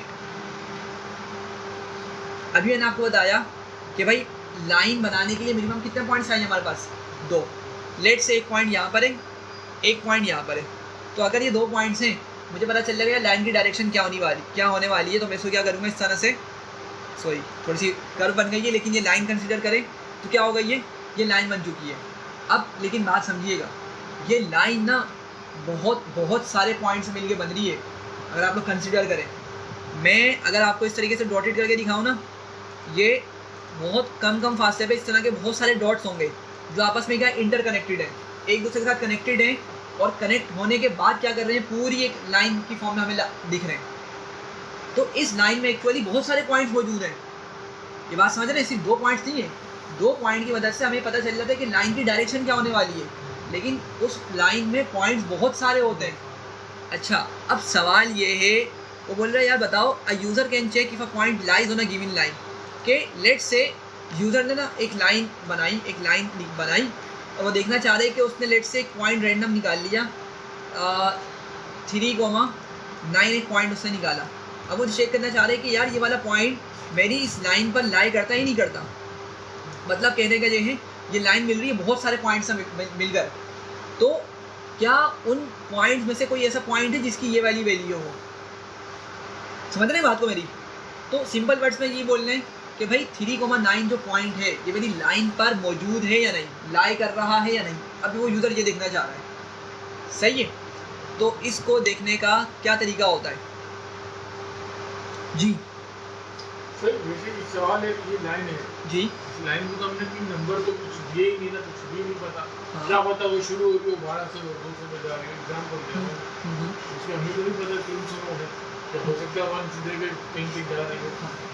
ये बेसिकली ये डिस्टेंस जिस तरह आपने पहले भी वर्किंग करी, मेरा सवाल आया तो काफी हो गया था जी जी, जो हमने ओरिजिन से डिस्टेंस मालूम किया, यहाँ पे कोई पॉइंट है, हमें तो नहीं पता वहाँ पर क्या पॉइंट है, क्या नंबर है, कुछ भी ओरिजिन का या कहीं और का? ओरिजिन से लेके हमने जो प्लस में ऊपर नंबर एक्स की वाई की वैल्यू निकाली, मेरे तो 10 साल पहले पढ़ा था, मेरे को अच्छा, मैं 10-12 साल पहले मैट्रिक कर चुका, उसके उदाहरण सही। तो वो बेसिकली वो पॉइंट है, उसका वो वैल्यू कैसे मालूम करें? अच्छा, वो कैसे मालूम करेंगे? ये आपने जस्ट लाइक वैसे ही इसमें पता ही नहीं है कि यहाँ कुछ क्या नंबर है, तो ये किस तरह से हम बता सकते हैं? ठीक है, अच्छा पहले आपको वाला पॉइंट क्लियर करता हूँ मैं, ताकि आपको वहीं से समझ आएगा, तो क्लियर अच्छे से क्लियर होगा। देखें वो जो ग्राफ था ना हमारा, ये ग्राफ हमारे पास, लेट से मैं तो न्यू बनाता हूँ, सही सर, वही समझा रहे, वो उसमें ज़्यादा घिचपिच हो गई है। लेट से ये ओरिजिन है, ठीक है। अब मैं आपको बोल रहा हूँ कि भाई मेरे पास ना एक पॉइंट है यहाँ पर लाई कर रहा है, और इसके कोऑर्डिनेट्स मैं आपको बताऊँगा। इसके कोऑर्डिनेट्स मैंने बताया, लेट से मैं बोलता हूँ कि 15,7 ये एक पॉइंट है, ठीक है। इसकी एक्स वैल्यू क्या है 15 है, वाई वैल्यू क्या है 7 है। अब आप ये बताएं कि इस पॉइंट का डिस्टेंस ओरिजिन से क्या बनता है। ये ओरिजिन है, ओरिजिन जब भी बात होगी ना आप समझेंगे यार अच्छा 0 0 की बात हो रही है, ठीक है। तो आप इसको खुद हार्ड कोड कर देंगे। तो आपने क्या करना है, जस्ट यहाँ से यहाँ तक का डिस्टेंस निकालना है। अच्छा, सबसे पहले ना आप इसको डिस्टेंस फॉर्मूले की वजह से समझें। लेट से कि भाई मेरे पास ना 2 पॉइंट्स हैं, और अगेन जिसमें मैंने बताया लेट से इसको मैंने बोल दिया x1, ये मेरा क्या है 0 x1 है, और ये दूसरा वाला 0 क्या है y1 है, और ये क्या हो गया मेरा x2, और ये हो गया y2, सही है। अच्छा, फॉर्मूला क्या था हमारे पास, square root of x2 minus x1। समझ गया, अब क्लियर हो गया।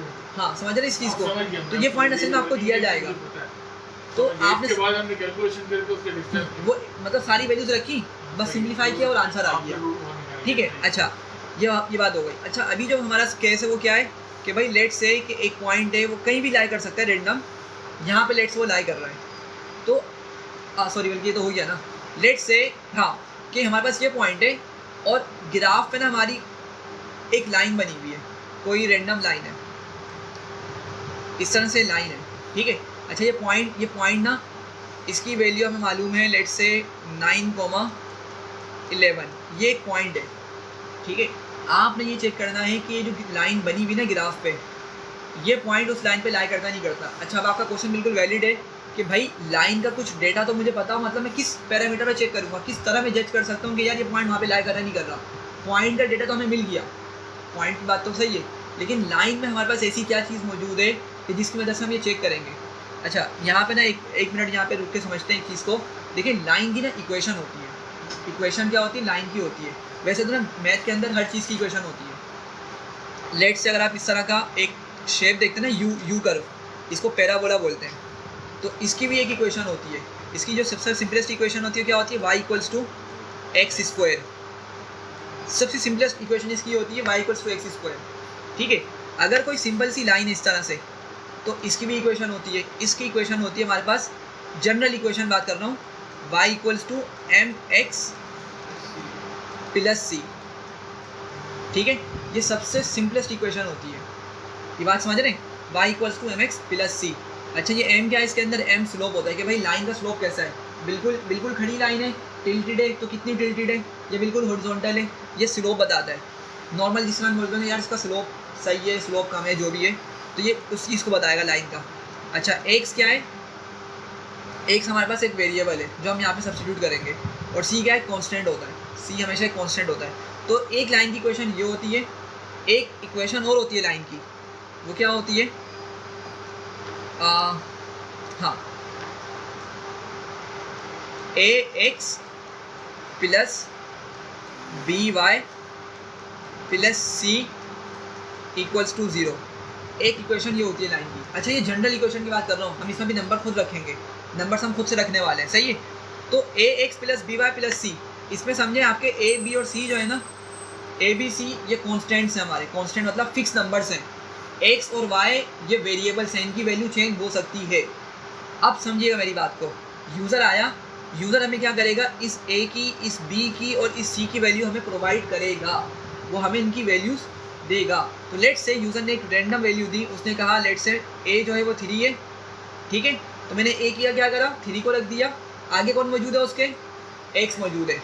अच्छा बी जो है उसकी वो है 4, तो मैंने बी की जगह रखा 4, लेकिन वाई एज इट इज़ आ गया, और उसने कहा सी है उसका माइनस का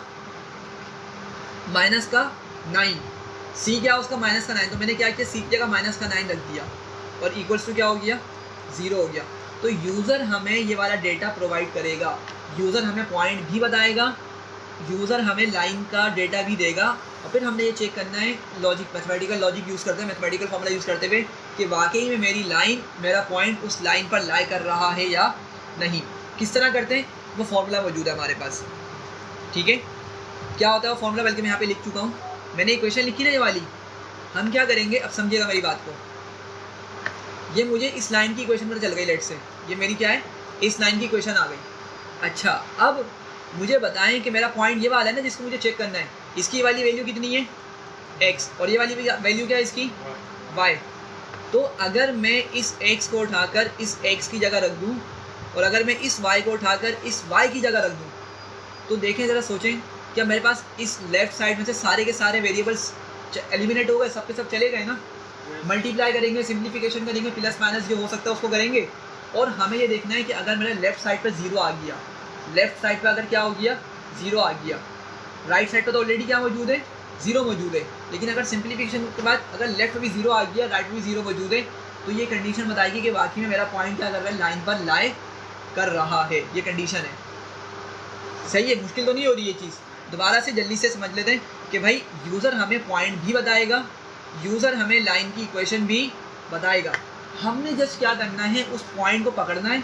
उस पॉइंट को पकड़ के हम कहाँ रखेंगे, इस x की जगह रखेंगे x की वैल्यू को, और उस पॉइंट में जो y की वैल्यू उसको y की जगह रखेंगे, सिंप्लीफिकेशन करेंगे और चेक करेंगे कि वाकई में उसका जो आंसर आ रहा है वो 0 के बराबर है। अगर है तो हम बोल देंगे भाई पॉइंट आपका जो है वो लाइन पर लाई कर रहा है, अदरवाइज नहीं कर रहा। पहले थोड़ा सा कॉन्सेप्ट समझ आया, इम्प्लीमेंट किस तरह करने इसको देखते हैं। ये थोड़ी सी बात समझ आई मेरी? हाँ, साल पहले लेकिन ये पढ़ा होगा आपने, जरूर पढ़ा है, हाँ। मुझे सब याद आ रहा है लेकिन आप वैसे मैट्रिक बोर्ड के ही थे ना? हाँ हाँ हाँ, तो फिर मैट्रिक बोर्ड तो वैसे ही मतलब अपडेट होता है, तो किस तरह से अपडेट होता है वो उसके आगे पीछे चैप्टर्स हो जाते हैं बस। ये अब अपडेट हो रहा है हमारा मैट्रिक बोर्ड जी। बच्चा भी नहीं होता ऊपर का और वरना ओ लेवल मैंने पढ़ाया तो ओ लेवल में भाई पूरी पूरी बुक्स चेंज हो जाती हैं, 3 साल तक चलती हैं और उसके बाद पूरी बुक्स चेंज। और वो एक बुक जो आती है ना मैथमेटिक्स की, वो तकरीबन 4,500 से 5,000 या उससे भी ऊपर की वो होती है, बहुत हाई क्वालिटी की। वो 3 साल में चेंज, पूरी बुक चेंज, आपको इवन क्वेश्चन भी सेम नहीं मिलेगा ओ लेवल। और हर बुक, कंप्यूटर साइंस हो, मैथ हो, कुछ भी हो, पूरी चेंज। कॉन्सेप्ट ऑफ कोर्स जो हम पढ़ रहे होते हैं वो सेम होते हैं, लेकिन क्वेश्चन बिल्कुल चेंज हो जाते हैं। और मैथ हमारा जो सीन बोर्ड है माशाल्लाह से, उसका तो वो इसी में ना जो उनके अपडेट इस तरह से होता है कि हम लोगों ने 9 क्लास में इमेजनरी नंबर्स होते हैं आयोटा वाले, शायद याद हो आयोटा वाले, वो हमने पढ़े फर्स्ट ईयर के अंदर, मैंने अपने टाइम में पढ़े 14-15 में मैंने शायद इंटर किया था। तो वो उन्होंने अब उठाकर अपग्रेड किस तरह से किया 9 मैट्रिक कोर्स को, वो टॉपिक्स वो क्वेश्चन उठा के 9 में ले आए, बस ये अपडेट हुआ है। ऐसे ही होता है। क्वेश्चन वही हैं, क्वेश्चन वही हैं। एक दो सब्जेक्ट चेंज कर देंगे, इस तरह से करते ही तो आप बता रहे हो तो बहुत सारी हो सकता है इनकी अपनी सिक्योरिटी की रीजन के जमी तो टॉप नहीं, पे उन्होंने है। अपना असल में स्टैंडर्ड रखा हुआ है ना एजुकेशन का। तो ज़्यादातर बच्चे जब भी ओ लेवल्स कर रहे होते हैं कि उनका कैलिपर लेवल बहुत हाई होता है, वो अपने स्टूडेंट्स को सोचने समझने की सलाहियत देते हैं। सीन बोर्ड वाले रट्टू तोता बनाते हैं, यहाँ पे पैरेट बनाते हैं कि ये रटना सीखो। ऐसे ही तो कहाँ बात कर रहे थे हम? रो की वो हाँ, यहाँ पे हम देख रहे थे कि हमने क्या करना है, चले इस वाले पॉइंट को जल्दी से इम्प्लीमेंट करते हैं। सही है। अच्छा देखिए, अब इसको इम्प्लीमेंट करने के ना बहुत सारे तरीके हो सकते हैं, लेकिन अगेन मैं क्या करूँगा, सिंस हम ऑब्जेक्ट ओरिएंटेड पढ़ रहे हैं ना, तो हम क्या करेंगे, एक लाइन की क्लास बनाएंगे। हम क्या करेंगे, एक लाइन की अलग से क्लास बनाएंगे। सही है, लाइन की क्लास बनाएंगे। तो मैंने क्या किया, मैं नीचे आया, मैंने यहाँ पर लिखा क्लास और मैंने इसको नाम ही लाइन का दे दिया। ठीक है, इसको मैंने लाइन का नाम दे दिया। आगे गया, मैंने क्या लिखा, डेफ। सबसे पहले कंस्ट्रक्टर लिखूंगा मैं, क्या लिखूंगा, कंस्ट्रक्टर। इनिट लिखा और मैंने यहाँ पे लिखा सेल्फ। अच्छा, एक चीज़ ज़रा देखिएगा, मैंने अभी आपको बताया कि इक्वेशन ऑफ लाइन क्या होती है हमारे पास स्टैंडर्ड, ये होती है ax + by + c। और इस पूरी इक्वेशन में मुझे यूज़र से क्या क्या इनपुट चाहिए होगा, a b c, ये मुझे 3 इनपुट्स चाहिए होंगे यूज़र से। तो मैं क्या करूँगा, उन तीनों को यहाँ पे लिख दूँगा। सही है, तो मैं लेट से लिखता हूँ a b c, मैंने यहाँ पे वो तीनों चीज़ें लिख दी। ठीक है, कॉलन बनाया, आगे आ गया। ठीक है, और मुझे क्या करना होगा, यहाँ पर मुझे इनको सेल्फ के साथ भी लिखना होगा। Self dot a = a, self dot b = b और सेल्फ डॉट c = c। ये हम नॉर्मली काम करते हैं। ऊपर भी मैंने काम किया था पॉइंट के लिए, ज़रा देखें, और मैंने ये वाला काम यहाँ पे भी किया। क्यों किया, क्योंकि मैं चाह रहा हूँ जब ये जैसी यूज़र मेरी लाइन की क्लास बनाए ना, वो मुझे तीनों वैल्यूज़ दे दे, हाथ के हाथ तीनों वैल्यूज़ दे दे। ठीक है, उसी टाइम पे तीनों वैल्यूज़ दे दे और मैं उनको यूज़ कर लूँगा। अच्छा चलें, अब ये बात तो हो गई सही। अब मुझे क्या करना है, मुझे सोच के बताएं, मुझे ये वाला पार्ट परफॉर्म करवाना है। कौन सा वाला पार्ट, कि मैं पॉइंट को उठाऊँगा, उसको उठा के x की जगह उसकी y की वैल्यू की जगह रखूँगा, सिंप्लीफिकेशन परफॉर्म करवाऊँगा और चेक करूँगा कि आंसर सिंप्लीफाई होने के बाद 0 मिल रहा है। अगर 0 मिल रहा है तो मैं उसको मैसेज दे दूँगा कि आपका पॉइंट लाई कर रहा है लाइन पर, अदरवाइज़ बोल दूँगा नहीं, आपका पॉइंट लाइन पर लाई नहीं कर रहा।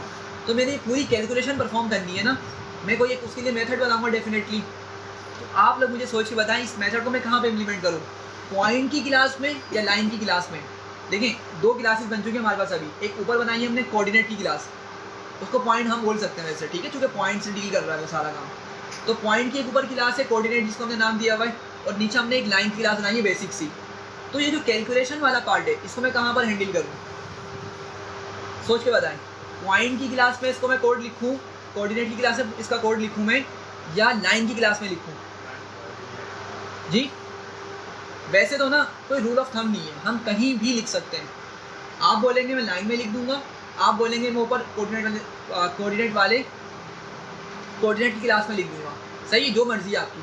तो हम एक काम करते हैं, फिलहाल हम इसको ना इम्प्लीमेंट करते हैं लाइन की क्लास के अंदर। सही है, किस पे कर देते हैं इम्प्लीमेंट, लाइन की क्लास के अंदर। ठीक है, अगेन लेकिन कोई रूल ऑफ थंब नहीं है, अगर यही काम हम ऊपर करेंगे ना पॉइंट की क्लास के अंदर तो जब भी ये काम करेगा, लेकिन फिर थोड़ा सा भेजने का तरीका डिफरेंट होगा। मैं डेटा को भेजूंगा फिर पॉइंट क्लास के अंदर, लेकिन अगर मैं अभी ये मेथड अपनी लाइन क्लास में इंप्लीमेंट कर रहा हूँ तो मुझे वो डेटा को कहाँ भेजना पड़ेगा, लाइन क्लास के अंदर भेजना पड़ेगा। देखता हूँ, मैं बता दूँ क्या बोलना चाह रहा हूँ। तो चले भाई, मैंने यहाँ पे एक मेथड का नाम दिया डेफ क्या बोलूँ, चेक पॉइंट ऑनलाइन, ठीक है, ये मैंने इसको नाम दे दिया। या अगर हम इसको बोलें, एक काम करते हैं, इसको लिख देते हैं इस पॉइंट ऑनलाइन के पॉइंट लाइन पर है, मैंने इसका ये नाम दे दिया मेथड का, सही है। और फिर मैंने क्या लिखा, सेल्फ लिखा, ठीक है। अगेन थोड़ा सा इसको इस तरह से ब्रेनस्टॉर्म करें कि लेट से यूज़र आया, यूज़र ने आके ना एक लाइन का ऑब्जेक्ट बनाया, उसको L1 का नाम दे दिया, इक्वल्स टू किया, लाइन लिखा, और अभी उससे मांगेगा, चल भाई ये क्या क्या मांग रहा है उससे, क्या हो गया, खैर आप लोग बताएं क्या मांगेगा, ये ABC मांगेगा ना, ABC मांगेगा। अभी पता नहीं क्यों शो नहीं कर रहा, हालांकि शो करना चाहिए था। खैर मैंने उसको बोला 3 4 5, चले भाई, उसने ये डेटा दे दिया और एक ऑब्जेक्ट बन गया। अब क्या होगा, अब वो यूज़र क्या कर रहा है, वो लाइन 1 पर ना ये वाला मेथड चलाता है इस पॉइंट ऑन लाइन का, सही है। तो ज़रा सोच बताएं जल्दी से, मुझे इस मेथड को मैंने L1 रख के कॉल किया, L1 डॉट, और इस मेथड का नाम रखा इस पॉइंट ऑन लाइन, यहाँ पे कॉल किया, तो L1 किसको मिलेगा अंदर जाके, सेल्फ को मिलेगा, सही है। और L1 के अंदर ABC की वैल्यूज़ क्या मौजूद है, 3 4 5। लेकिन हमारी लॉजिक के अकॉर्डिंग हमने क्या कहा था कि भाई हमें पॉइंट भी चाहिए, पॉइंट भी चाहिए, तो मुझे पॉइंट को भी तो भेजना पड़ेगा ना अंदर क्लास के, जब ही तो मैं जाकर अंदर कैलकुलेशन परफॉर्म कर सकूंगा। ये मेरी बात समझ रहे हैं? मैं असल में आपको बताना चाह रहा हूँ कि आप लोग किस तरह डिसाइड करेंगे। हाँ, मैं ये पॉइंट बताना चाह रहा हूँ कि हमें ये ना बड़ी मतलब डिफ़िकल्टी होती है समटाइम्स कि यार पैरामीटर रखूँ नहीं रखूँ, तो किस तरह आप लोग रखें, मतलब किस तरह इसको रिवर्स इंजीनियरिंग करें। आप लोग पास लिख दें, उस क्लास का ऑब्जेक्ट बनाएं, और फिर उस मेथड को ना कॉल करके देखें कि यार जब मैं इस मेथड को कॉल कर रहा हूँ ना, तो मुझे अंदर कुछ भेजना ही नहीं भेजना। अब आपको पता है कि जब मैं अगर अंदर कुछ भी नहीं भेजता लेट से, लेकिन मुझे अंदर लॉजिक क्या हैंडल करनी है, मुझे ये वाली लॉजिक हैंडल करनी है, मुझे ये इक्वेशन बनानी है, और मुझे उसके अंदर x और y की वैल्यूज़ रखनी है। अब मैं x और y कहाँ से लाऊंगा, मतलब x और y को मुझे यहाँ ब्रैकेट में रख के भेजना पड़ेगा। तो जब मैं x y को यहाँ पे रख के ऊपर भेजूँगा, तो अंदर मुझे उसको एक पैरामीटर में गेट भी करना पड़ेगा, ठीक है। तो क्या ख्याल है, मैं इसको यहाँ पे पॉइंट लिख दूँ, ठीक है, पॉइंट लिख देता हूँ, मैंने इसको पॉइंट का नाम यहाँ पे रख दिया उस पैरामीटर का, सही है। चलें अब हम काम करते हैं जल्दी से। क्या करता हूँ मैं, देखें, सबसे पहले तो मैं इक्वेशन बनाता हूँ, ये वाली इक्वेशन क्या है मेरे पास, ये इसको देखें, ये हमारे पास जनरल इक्वेशन है, ax plus by plus c, ठीक है। तो a मेरे पास मौजूद है यहाँ पर, ये रहा a, तो क्या मैं इसको लिख सकता हूँ सेल्फ डॉट a, ये सेल्फ डॉट a क्या करेगा, मेरा उस a की जगह आ जाएगा इधर इस तरीके से। अच्छा, बराबर में कौन मौजूद है, x मौजूद है, और x क्या है एक्चुअली, पॉइंट का x पार्ट है, पॉइंट का x वैल्यू है।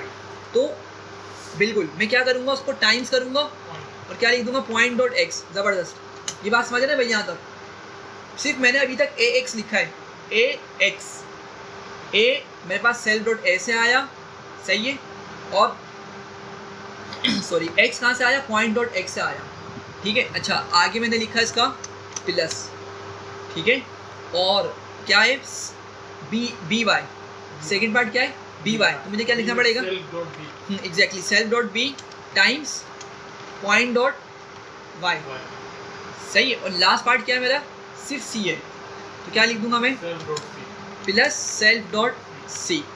तो देखें वो इक्वेशन जो हमने बात की थी वो मैंने यहाँ पे लिख दी, और किस तरह से लिखी, बहुत सिंपल तरीके से लिखी, बस एक मेथड का नाम दिया और थोड़ी सी ब्रेनस्टॉर्मिंग करके मैंने ये डिसाइड किया कि यार मुझे यहाँ पे पैरामीटर और चाहिए नहीं चाहिए, ठीक है। किस तरह ब्रेनस्टॉर्मिंग करी वो मैंने आपको समझा दिया कि आप लोग इसको बाहर से जाके देखें, जब डेटा भेज रहे हो ना उस लिहाज से या उस कंडीशन में जाके आप लोग इसको थोड़ा जज करें।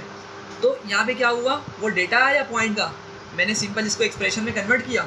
अच्छा, अब ज़रा सोच के बताएं कि जब ये पूरी सिंप्लीफिकेशन परफॉर्म हो जाएगी तो यहाँ से क्या मिलेगा, मुझे एक आंसर मिलेगा, मतलब कोई एक नंबर होगा, सही है, हाँ, इक्वेशन सोल्व होकर आ जाएगी।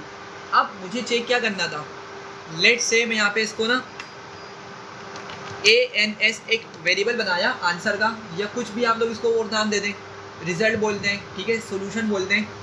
और अब मैं क्या चेक करता हूँ, मैं यहाँ पे जाता हूँ अगली लाइन पे। हमने क्या बात की थी कि भाई अगर जो रिजल्ट आ रहा है ना, आपका जो आंसर आ रहा है, अगर वो बराबर हो किसके, 0 के, अगर ये पूरी सिंप्लीफिकेशन होने के बाद आंसर 0 आता है और हम क्या बोल रहे हैं, आंसर की वैल्यू अगर 0 के बराबर है तो हम क्या प्रिंट करवाएंगे, रिटर्न करेंगे, हम क्या बोलेंगे, रिटर्न, और मैसेज प्रिंट कर देंगे point is on line, point हमारा लाइन पर है। अदरवाइज हम क्या बोल देंगे, एल्स लिखेंगे और क्या बोल देंगे,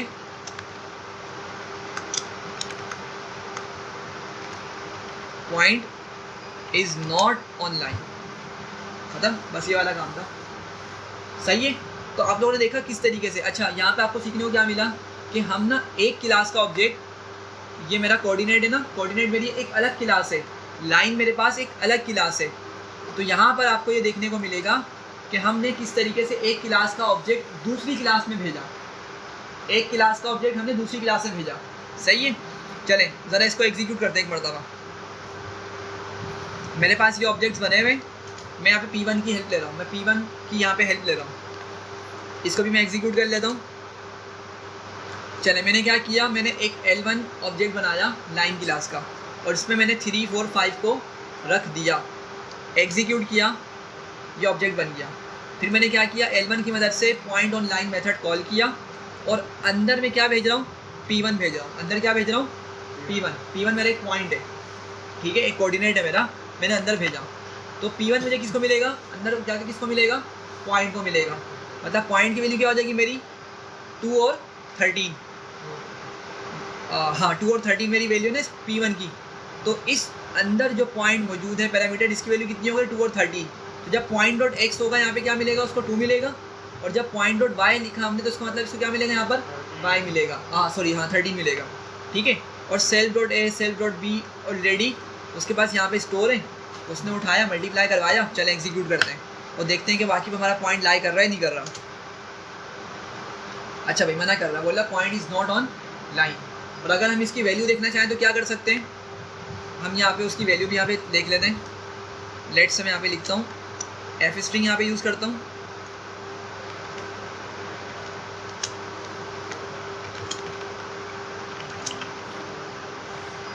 और यहाँ पे क्या लिखूँगा मैं, ANS, सिर्फ ANS लिखूँगा। सही है, क्योंकि मेरा वेरिएबल का नाम क्या था, ANS था, मैंने सेव करके नहीं रखा था इसको, बस मैंने यहाँ पे इसको आंसर प्रिंट करवा दिया। सही है। चलिए दोबारा से एग्जीक्यूट करते हैं एक मरतबा, और तो देखें क्या मिल रही वैल्यू उसकी, 63 वैल्यू मिल रही है। तो एग्जैक्टली 0 के बराबर नहीं है वो, तो इसलिए हमें ये वाला आंसर ला के दिखा रहा है। तो बताएं, मैं थोड़ा सा क्लियर हुआ। चलिए लास्ट पॉइंट देखते हैं क्या बोल रहे हैं लास्ट पॉइंट में। अ user can find distance between a given 2D point and a given line. हाँ, एक और चीज़, अच्छी चीज़ है। लेट्स से अगेन वही वाली बात कि एक रैंडम पॉइंट है हमारे पास, ठीक है, और एक लेट्स से ये लाइन है, कुछ इस तरह की लाइन है। तो हमें क्या करना है, हमें ना इस पॉइंट और लाइन के दरमियान डिस्टेंस निकालना है कि भाई पॉइंट और लाइन कितने दूरी पर है या कितने डिस्टेंस पर मौजूद है। सही है, बात समझ रहे हैं। तो मुझे क्या करना है, वो डिस्टेंस निकालना है। चलें इसका भी हम फॉर्मूला देखते हैं क्या होता है। Distance of a point from a line, ठीक है।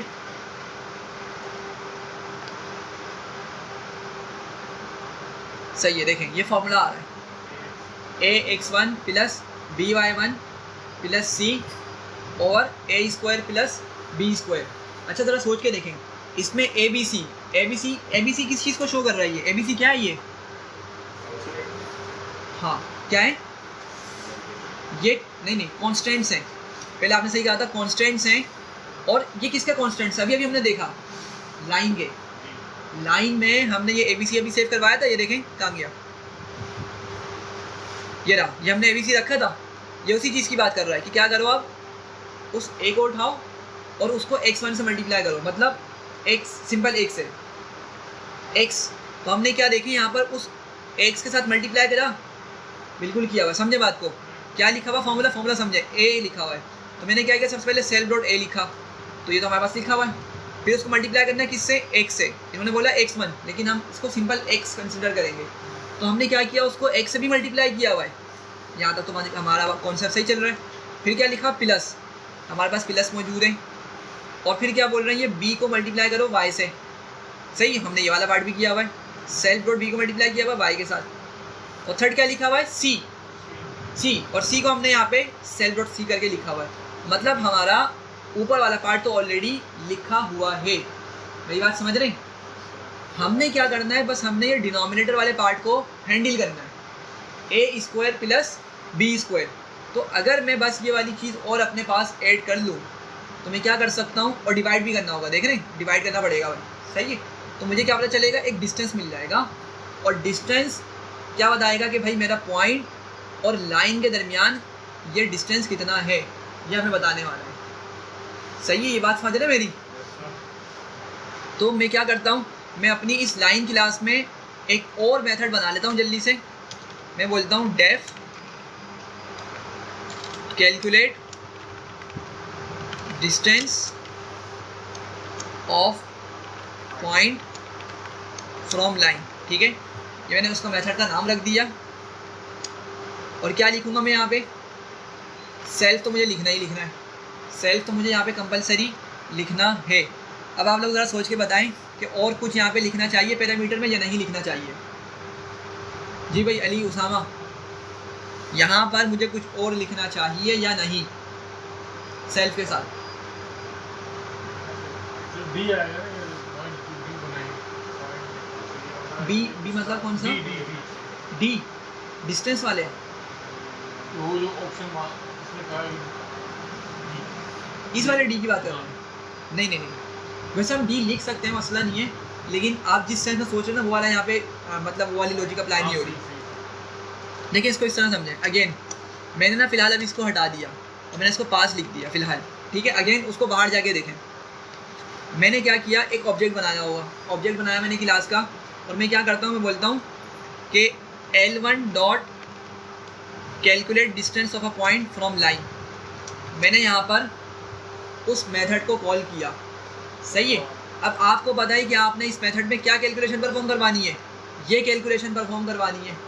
और इसमें हमारे पास ABC तो मौजूद है ऑलरेडी, देखें ABC तो हम ऑलरेडी ऊपर भेज चुके हैं, सही है।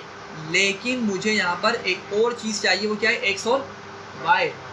मुझे पॉइंट को भी भेजना पड़ेगा ना भाई, मैं बाहर से पॉइंट को अंदर भेजूंगा तो जब तो अंदर कैलकुलेशन परफॉर्म हो सकेगी, सही है।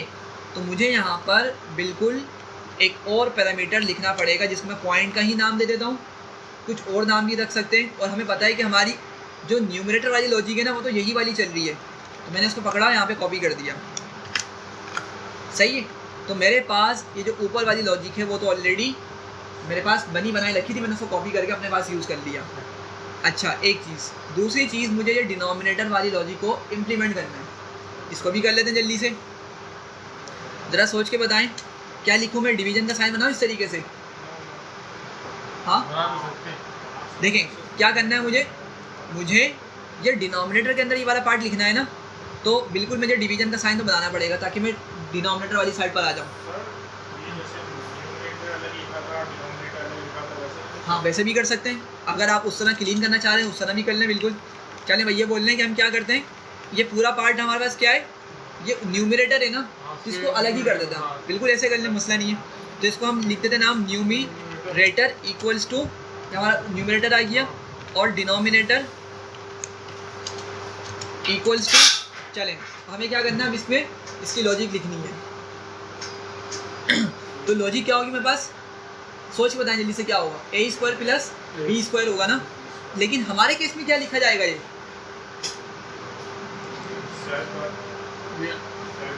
सेल्फ डॉट ए का स्क्वायर। देखें फॉर्मूला क्या है, ए स्क्वायर प्लस बी स्क्वायर, फिर स्क्वायर रूट है, स्क्वायर रूट बाद में हैंडल करेंगे, पहले अंदर वाले पार्ट को लिख लेते हैं, ठीक है। तो self dot A double star square और प्लस सेल्फ डॉट बी और डबल स्टेरिक स्क्वायर, हमने अंदर वाला पार्ट हैंडल कर लिया, सही है। अब मुझे क्या करना है, मुझे स्क्वायर रूट लगाना है। अच्छा, स्क्वायर रूट दोनों वैल्यूज़ पर है, दोनों वैल्यूज़ पर है, सही है। तो मुझे क्या करना पड़ेगा पहले, इसीलिए इनको बंद करना पड़ेगा इस ब्रैकेट में इस तरीके से, ताकि अब अगर मैं यहाँ पर क्या लिखता हूँ, डबल स्टार बना के यहाँ पे लिखता हूँ 0.5 या 1/2, तो क्या हो, वो इन दोनों पर अप्लाई हो, वो इन दोनों पर अप्लाई हो। सोच कर देखें, अगर किसी ने इसको इस तरह लिख दिया, अगर किसी ने इसको इस तरह लिख दिया तो क्या है, सही है गलत है? ये गलत है। क्यों गलत है पता समझे? पता है क्या हुआ, वो सिर्फ सेल्फ डॉट बी का स्क्वायर निकालेगा और उसी का स्क्वायर रूट निकाल लेगा, समझ रहे हैं? ये आपके पास कुछ ये बन रहा है कि क्या हुआ, ए स्क्वायर निकला और फिर प्लस करके square root of b square हो गया। वो जो हमने लिखा है ना वहाँ पर, ये जो लिखा हुआ है यहाँ पे, सेल्फ डॉट बी का स्क्वायर करो, ठीक है, तो अंदर क्या हुआ, सेल्फ डॉट बी का मतलब स्क्वायर हुआ और फिर इसका स्क्वायर रूट निकल गया, समझ रहे हैं? हालांकि हमारे पास लॉजिक तो क्या है कि हमने दोनों पर स्क्वायर रूट कैलकुलेट करना है, तो इसलिए इसको ब्रैकेट में हमने बंद किया इस तरीके से और फिर उस पर स्क्वायर रूट अप्लाई किया, ठीक है, समझ रहे हैं आप? क्लियर हो रही है? तो अच्छा, अब बस एंड में क्या करेंगे, रिटर्न कर देंगे किसको, न्यूमरेटर डिवाइडेड बाय डिनोमिनेटर, बस ये हमारा काम हो गया, ठीक है भाई? यहाँ तक क्लियर है? चलें एग्जीक्यूट करते हैं इसको। लाइन का हमने ऑब्जेक्ट बनाया, ठीक है, और मैं इस मेथड को कॉल कर रहा हूँ, लेकिन मैं यहाँ पर क्या करूँगा, अपना एक पॉइंट भेजूँगा, सही है? तो लेट से मैं P2 भेजता हूँ, P2 बना हुआ है भाई मेरे पास, P2 बना हुआ है, मैं P2 भेज रहा हूँ अब, सही है? तो मैंने P2 भेजा, एग्जीक्यूट किया, तो क्या आंसर दिखा रहा है भाई, ये 8.4, मतलब हमारा जो ये वाला पॉइंट है ना, क्या उसके कोऑर्डिनेट्स थे P2 के 3,7, ये कोऑर्डिनेट है हमारे उस पॉइंट के, और हमने ये लाइन का डेटा भेजा हुआ है कि मेरा उसका x जो a वैल्यू है वो 3 है, b 4 है और c 5 है, तो उनके दरमियान जो डिस्टेंस बन रहा है वो कितना बन रहा है, ये 8.4 बन रहा है, सही है? तो थोड़ा सा समझ आ रहा है, बोरिंग तो नहीं लग रहा ये चीज़? तो इस तरीके से हम क्या कर सकते हैं,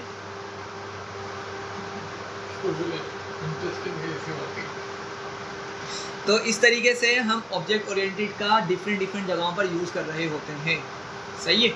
इसका फ़ायदा क्या हो रहा है कि आपके पास ना सारा कोड एक ही जगह सिमटता चला जा रहा है। आपने ये जो काम किया है ना, अब आप भले इसके 10,000 लाइन बना लें, 10,000 लाइन के ऑब्जेक्ट बना लें, L2 L3 L4 करते करते L1000 तक पहुँच गए, या इससे ऊपर आपने काम कर लिया, तो कोड आपका वो छोटा सा लिखा हुआ है, लेकिन वो कोड क्या कर रहा है, इतना एफिशिएंटली है, तो आपका काम कर रहा है कि वो आपके 10,000 के 10,000 ऑब्जेक्ट्स को हैंडल कर रहा है, या इससे भी ज़्यादा के ऑब्जेक्ट्स को वो क्या कर रहा होगा, हैंडल कर रहा होगा, ठीक है? थोड़ा समझ आया किस तरीके से हमने यहाँ पे काम किया है, सही है भाई? तो चलें ज़रा इसको पढ़ेंगे मरतबा।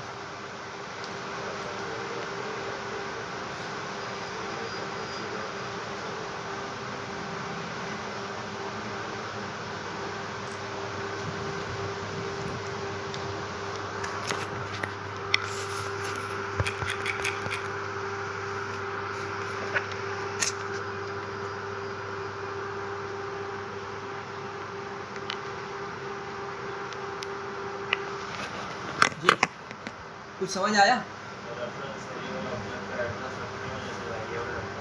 बिल्कुल। तो हमने बात की थी, मैंने आपको शायद बताया था प्रीवियस क्लास में, कि ये जो जिसको हम L1 बोल रहे हैं ना, इसको हम ऑब्जेक्ट ओरिएंटेड से बाहर सिर्फ वेरिएबल बोल दे रहे हैं, लेकिन ऑब्जेक्ट ओरिएंटेड के अंदर इसका जो प्रॉपर नाम है वो क्या है, ये रेफरेंस वेरिएबल, मतलब डेटा इसमें स्टोर नहीं होता, डेटा तो रैम में जाके स्टोर हो रहा होता है, मेमोरी में स्टोर हो रहा होता है, सिर्फ उस जगह का एड्रेस उठता है और हमारे इस वेरिएबल में कॉपी हो जाता है, तो इसी वजह से इसको रेफरेंस वेरिएबल बोला जाता है, ठीक है? तो होल्ड द ऑब्जेक्ट एड्रेस। चलें second point, we can create objects without reference variable as well. ये पॉइंट समझे? देखें, लेट से मैं यहाँ पे लिखता हूँ कोऑर्डिनेट और मैंने यहाँ पे लिखा 5,9, सोच के बताएं कि ये ऑब्जेक्ट क्रिएट होगा या नहीं होगा? सॉरी, ये इस तरह से लिखने से मेरा ऑब्जेक्ट बनेगा या नहीं? देखिए कोऑर्डिनेट मेरा किसका नाम है, एक ऊपर हमने क्लास बनाई थी अभी, ये मेरी उस क्लास का नाम है, जिसको मैं बोल रहा था पॉइंट भी इसको हम बोल सकते हैं। तो अगर मैं इसको इस तरह से लिखता हूँ तो क्या ये मेरा ऑब्जेक्ट बनाएगा, इससे मेरा ऑब्जेक्ट क्रिएट होगा या नहीं? जी जी जैद भाई, अली क्या करना पड़ेगा? रेफरेंस वेरिएबल लिखना पड़ेगा। जी आबिद अंकल, सर वैसे तो नहीं बनेगा। नहीं बनेगा।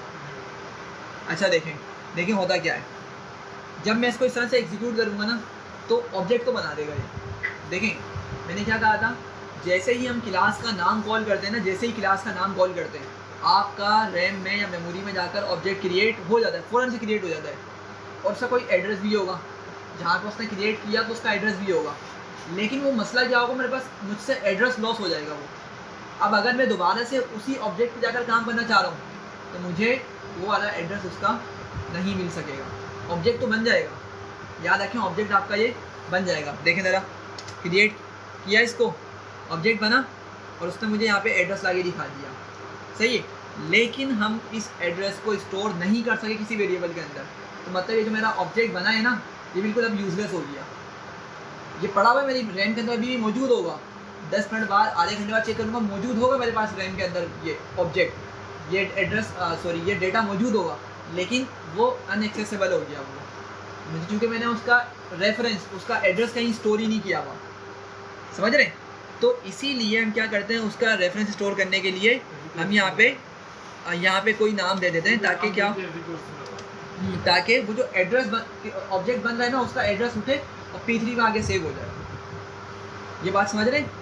तो देखिए क्या लिखा, we can create objects without reference variable as well, कि अगर रेफरेंस वेरिएबल ना होना तो हम ऑब्जेक्ट फिर भी बना सकते हैं, लेकिन मसला अगेन क्या है कि उसका जो लोकेशन है ना हमसे वो मिस हो जाएगी और फिर हम दोबारा कभी भी उस जगह तक नहीं पहुंच सकते। समझ रहे हैं बात को, ये चीज़। चलें, N object can have multiple reference variable, हाँ ये बड़ी इंटरेस्टिंग सी चीज़ है। चलें एक काम करते हैं, छोटा सा काम है भाई। देखें मैंने क्या किया, मैंने ऊपर P2 बनाया था, ठीक है, मैंने P2 पर बनाया था और P2 जो है सॉरी हमारे पास क्या था, प्रिंट कर लेते हैं इसको ज़रा, क्या दिखा रहा है 3,7 इसके कोऑर्डिनेट्स है, ये P2 है मेरा। लेट से मैं एक काम करता हूँ, मैं बोलता हूँ P4 equals to P2, P2 को किस में डाल, P2 का जो डेटा है वो किस में डाल दो, P4 में डाल दो। अच्छा भाई ये मैंने काम कर दिया, एग्जीक्यूट किया, P4 में डेटा आ चुका मेरा किसका, P2 का। मैं दिखा देता हूँ, मैंने बोला प्रिंट P4, तो देखिए वो 3,7 आ गया, मतलब P2 का डेटा P4 में आ गया। अच्छा मैं काम करने लगा हूँ, मैं बोलता हूँ P4.x, क्या वैल्यू मिलेगी इसकी मुझे, अगर मैं P4.x करता हूँ तो जल्दी से बताएं क्या मिलेगा मुझे, एग्जैक्टली 3 मिल गया मुझे। मैं इस P4 की वैल्यू को, जो x है ना 3 को, मैं चेंज करके इसको रख देता हूँ लेट से 6, मैं इसको क्या बोल देता हूँ 6, कि भाई P4.x की जो वैल्यू है ना उसको तुम 3 के बजाय क्या कर दो 6 कर दो। एग्जीक्यूट किया, अच्छा प्रिंट P4.x किया तो क्या मिलना चाहिए मुझे, 6 मिलना चाहिए, डेटा अपडेट हो जाएगा ना। पहले क्या मिल रहा था मुझे 3 मिल रहा था, अब मैंने उसको क्या कर दिया 6 कर दिया, तो जब मैंने उसका दोबारा डेटा गेट किया मुझे क्या मिला 6 मिला। यहाँ तक बात समझ आ गई। अच्छा और अगर मैं अब जाकर दोबारा से प्रिंट करता हूँ P4 को तो क्या मिलेगा 6,7 मिलेगा। चले भाई यहाँ तक तो आपको समझ आ गया होगा। लेकिन बात ये है, अगर मैं P2 को प्रिंट करूँ तो क्या डेटा मिलेगा मुझे, 3,7 मिलेगा या नहीं, उसको भी चेंज कर दें, बिल्कुल यही करते हैं, सेम कर दिया।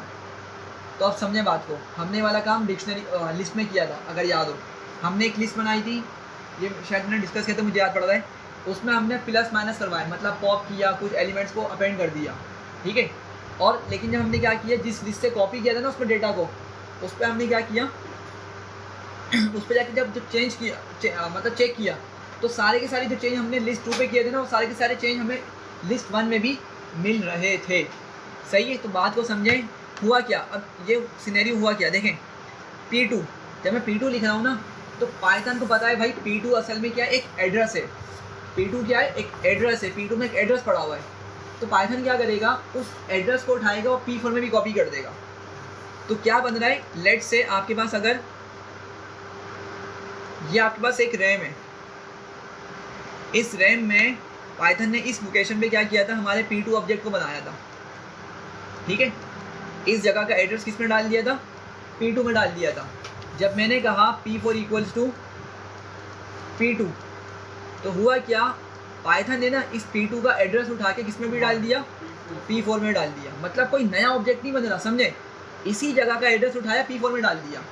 होना, हाँ, रेफरेंस हो गया। होना तो ये चाहिए था कि उसको अलग से ऑब्जेक्ट बनाता और इस जगह का एड्रेस उठा के P4 में डालता, लेकिन ऐसा नहीं हुआ। इसी जगह का एड्रेस पकड़ा उसने, उठा के P4 में डाल दिया। तो भाई अब समझें, अब ये जो जगह है ना, इसके दो नाम हो गए, इसका नाम P4 भी है और इसी का नाम P2 भी इसी एड्रेस का नाम है। तो अगर मैं P4 के अंदर कुछ चेंज कर रहा हूँ तो मैं एक्चुअली इसी जगह पे चेंज कर रहा हूँ। तो जब मैं P2 को चेक करूँगा तो मुझे P2 में भी वो सारा का सारा चेंज देखने को मिलेगा। ये बात समझ रहे हैं? तो इसी वजह से यहाँ पर एक बात लिखी हुई है कि भाई N object can have multiple reference variable. किसी भी ऑब्जेक्ट के बहुत सारे रेफरेंस वेरिएबल्स हो सकते हैं। अब भले आप इसको 2 बनाएं, 3 बनाएं, 4 बनाएं, लेकिन अगर आप इस तरीके से कर रहे हैं कि P4 इक्वल्स टू P2, आपने बोला आगे जाके कि P5 इक्वल्स टू P4, ठीक है, इस तरह हमने इस्तेमाल भी किए पीछे। बिल्कुल।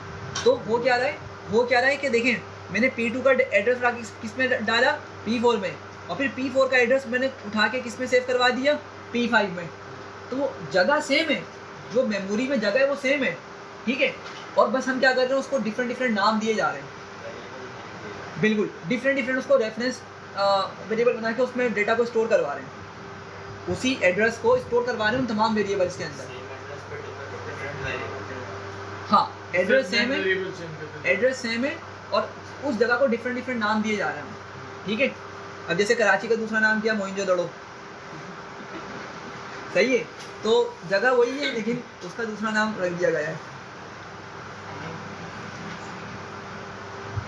तो पढ़ें ये पॉइंट ज़रा जल्दी से देखें। An object can have multiple reference variable, बहुत सारे रेफरेंस वेरिएबल्स हो सकते हैं। Last point, assigning a new reference variable to an existing object does not create a new object. बहुत इंपॉर्टेंट पॉइंट है। देखें क्या हुआ, क्या जब मैंने P2 का एड्रेस उठा के P4 में डाला, P4 में सेव करवाया, तो क्या न्यू ऑब्जेक्ट बना? नहीं बना। वही एड्रेस उठ के P4 में भी आ गया। सिमिलरली P4 का एड्रेस उठ के किस में आ गया, P5 में आ गया। तो क्या लिखा हुआ है, assigning a new reference variable. मतलब मैं P4 में क्या कर रहा हूँ, P4 मेरा एक न्यू रेफरेंस वेरिएबल है, मैं P2 का रेफरेंस उठा के किस में डाल रहा हूँ, P4 में सेव करवा रहा हूँ। तो assigning a new reference variable to an existing object, मतलब एक एग्जिस्टिंग ऑब्जेक्ट का जो रेफरेंस मैं उठा के किसी न्यू वेरिएबल में सेव करवा रहा हूँ, लेकिन इससे क्या होगा, does not create a new object. इस तरह करना मेरा न्यू ऑब्जेक्ट को नहीं बनाएगा। इस तरह करने से सिर्फ क्या हो रहा है, मेरा एड्रेस एक वेरिएबल से दूसरे में, दूसरे से तीसरे में, तीसरे से एंड सो ऑन आगे बढ़ता चला जा रहा है, लेकिन कोई न्यू ऑब्जेक्ट नहीं बन रहा। न्यू ऑब्जेक्ट कब बनेगा, जब हम क्लास का नाम कॉल करेंगे, जब ही हमारा न्यू ऑब्जेक्ट बनेगा, ठीक है। तो ये कुछ इंपॉर्टेंट पॉइंट्स हैं जो हमने इसको डिस्कस कर लिया है। अब आगे देखते हैं और क्या क्या हमारे पास अभी देखना है।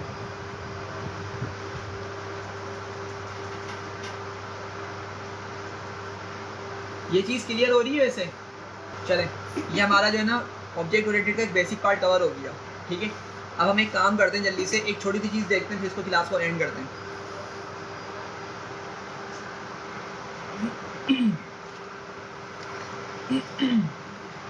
मैं यहाँ पे ना एक बहुत बेसिक सी क्लास बना रहा हूँ, इसको मैं नाम दे रहा हूँ पर्सन। इस क्लास को, सॉरी डेफ लिख दिया मैंने, सॉरी क्लास लिखा मैंने और एक क्लास बनाई मैंने, पर्सन का नाम दे दिया इसको, ठीक है। अच्छा, फिर सबसे पहले हम क्या बनाते हैं, अंदर एक कंस्ट्रक्टर बनाते हैं। तो मैंने लिखा डेफ __ इनिट, फिर __ सेल्फ लिखा, ठीक है। और मैं यहाँ पे दो पैरामीटर्स रखता हूँ। लेट से मैं नेम रखता हूँ और एज रखता हूँ, ठीक है। नेम और मैंने एज रखा, 2 पैरामीटर्स रख दिए।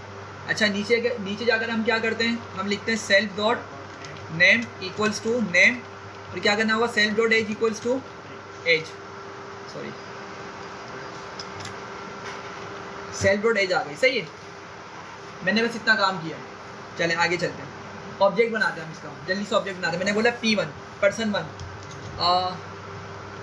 पर्सन 1 नाम दे दिया इसको, ठीक है। ऑब्जेक्ट इसका नाम रेफरेंस वेरिएबल का नाम पर्सन 1 रख दिया, और मैंने क्या लिखा, पर्सन, क्लास का नाम लिखा, ठीक है। जैसे ही ब्रैकेट बनाऊंगा मुझसे क्या क्या मांगेगा, ये नेम और एज मांगेगा। तो लेट से हम नेम दे देते हैं यहाँ पे अफान, और एज में लेट से 12 फॉर एग्जाम्पल, सही है। हमने इसको एग्जीक्यूट किया, मेरा ऑब्जेक्ट बन गया। अब आपको पता है अगर मैं बोलता हूँ कि पर्सन 1 डॉट एज, तो मुझे क्या मिलेगा, 12 मिल जाएगा। और अगर मैं लिखता हूँ पर्सन 1 डॉट नेम, मुझे क्या मिल जाएगा, नाम आ गया, उसका नाम मुझे मिल गया, ठीक है। अच्छा अभी देखिएगा, अब बात समझिएगा। हम असल में ना इनकैप्सुलेशन का इंट्रोडक्शन ले रहे हैं, इनकैप्सुलेशन। अब समझे बात को कि ये दोनों डेटा मेरे पास क्या है, एक्सेसिबल है ना, मैं इन दोनों डेटा को एक्सेस कर पा रहा हूँ, सही है। इसी वजह से इन दोनों डेटा पॉइंट्स को, मतलब इन दोनों पैरामीटर्स को हम क्या बोलते हैं, पब्लिक। क्या है हमारे ये, किस तरह के पब्लिक एट्रीब्यूट्स हमारे ये क्या है, पब्लिक, मतलब ये हर कोई इनको एक्सेस कर सकता है, सही है। ये बात क्लियर हो रही होगी, मैंने आपको एक्सेस करके भी दिखाया। अच्छा लेकिन मसला क्या होता है कि हम जब भी क्लास बनाते हैं ना, तो हम अपने एट्रीब्यूट्स को प्राइवेट रखते हैं। क्या रखते हैं, प्राइवेट रखते हैं, पब्लिक नहीं रखते हैं, सही है।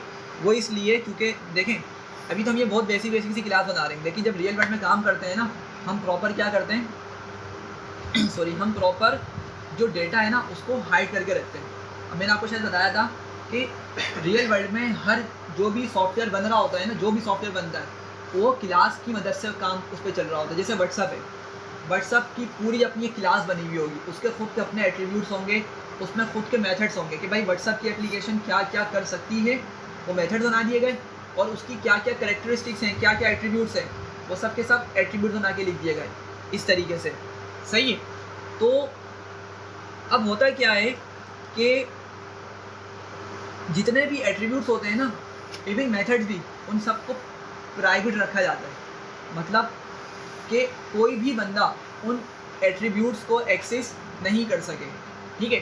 तो हो सकता है कि भाई लेट से एक बैंक एप्लीकेशन है, समझाने के लिए एक बैंक एप्लीकेशन है, हर बैंक एप्लीकेशन पे जो यूज़र जाता है उसका पासवर्ड क्या होता है, डिफरेंट होता है ना, ठीक है, सेम नहीं होता, मतलब ज़्यादातर केसेस में सेम नहीं होता, ठीक है। अगर सेम हुआ भी तो यूज़र ईमेल क्या होती है, ये जो उसका लॉगिन, हाँ यूज़र आईडी वो चेंज होगी लास्ट में, समझ रहे हैं बात को। तो मुझे बताएं कि ये एक एट्रीब्यूट है, उस बैंक एप्लीकेशन में क्या है, एक एट्रीब्यूट है, समझ रहे हैं, एक कैरेक्टरिस्टिक है, पासवर्ड और यूज़र जो उसका ईमेल होता है या यूज़र नेम जो होता है।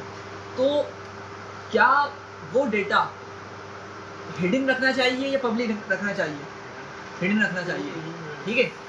तो इस चीज़ को, जो डेटा हिडन रखना होता है ना, सिक्योर करना होता है, उसको क्या बना दिया जाता है, उसको इनकैप्सुलेट कर दिया जाता है, उस डेटा को क्या बना दिया जाता है, प्राइवेट बना दिया जाता है। और प्राइवेट बनाने के मेथड को, ये प्रोसेस को हम क्या बोलते हैं, इनकैप्सुलेशन। पाइथन में उसका नाम क्या है, इनकैप्सुलेशन। तो जब भी आपके सामने इनकैप्सुलेशन का वर्ड आए ना, आप थोड़ा सा कैप्सूल के माइंड में लिया, कैप्सूल जिस तरह का होता है, एक पूरे ऊपर से होल होता है और अंदर उसका असल मटेरियल छुपा हुआ होता है। तो यहाँ पर भी यही है कि हमें क्लास का नाम तो पता होगा, लेकिन अंदर जो डेटा मौजूद है ना वो हमें पता नहीं चल सकता। अब बस एक मरतबा इसको हम देखते हैं कि किस तरह से वो हमारा काम करता है। इसको मैंने यहाँ पे कॉपी किया, और पता है क्या करना होगा, जब मैं अपने एट्रीब्यूट को लिख रहा हूँ ना सेल्फ के बाद, मुझे बस इससे पहले डबल अंडरस्कोर लगाना है। मैंने क्या करना है, इस नाम से पहले डबल अंडरस्कोर यूज़ करना है। सिमिलरली मैं चाह रहा हूँ मेरी एज भी क्या हो जाए, प्राइवेट हो जाए, मेरी एज भी क्या हो जाए, प्राइवेट हो जाए यूज़र की। तो मैंने यहाँ पे इसको बता दिया कि क्या करो, डबल अंडरस्कोर की मदद से बता दिया कि क्या करो, मेरे नेम को भी प्राइवेट बना दो और एज को भी प्राइवेट बना दो। चलें दोबारा से एग्जीक्यूट करते हैं। अब की मरतबा मैंने दोबारा से स्टूडेंट इसको नाम दिया, student1 इक्वल्स टू, और मैंने, हाँ नाम तो हम कुछ भी दे सकते हैं वैसे, ठीक है।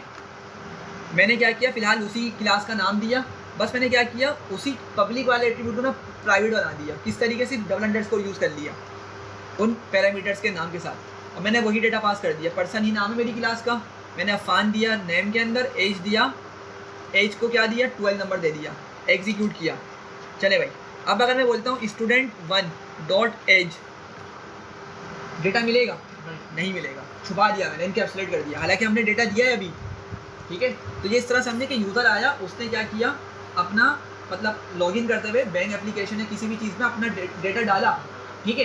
लेकिन जैसे ही डेटा डाला वो जाके डेटाबेस में तो सेव हो गया, लेकिन अब वो बंदा खुद भी, हाँ वो खुद नहीं निकाल सकता, ठीक है।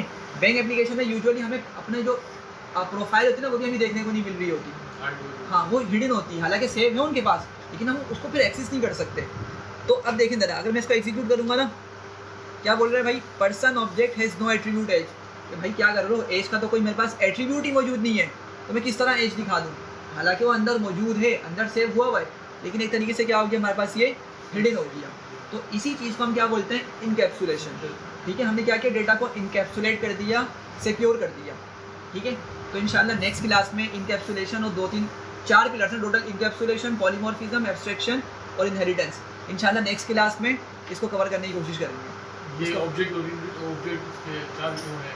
ये 4 पिलर्स, मतलब ये 4 पिलर से मिलकर आपकी पूरी ऑब्जेक्ट ओरिएंटेड बनती है। अगर ये नहीं पढ़ा तो मतलब ऑब्जेक्ट ओरिएंटेड जो हमने पढ़ा है ना, बहुत बेसिक सी चीज़ है, असल चीज़ इसमें हमें ज़्यादातर ये यूज़ करने को मिल रही होती है। तो इंशाल्लाह इसको कंप्लीट करेंगे, फिर हमारा नंपाई स्टार्ट होगा, डेटा साइड वाला पार्ट स्टार्ट होगा।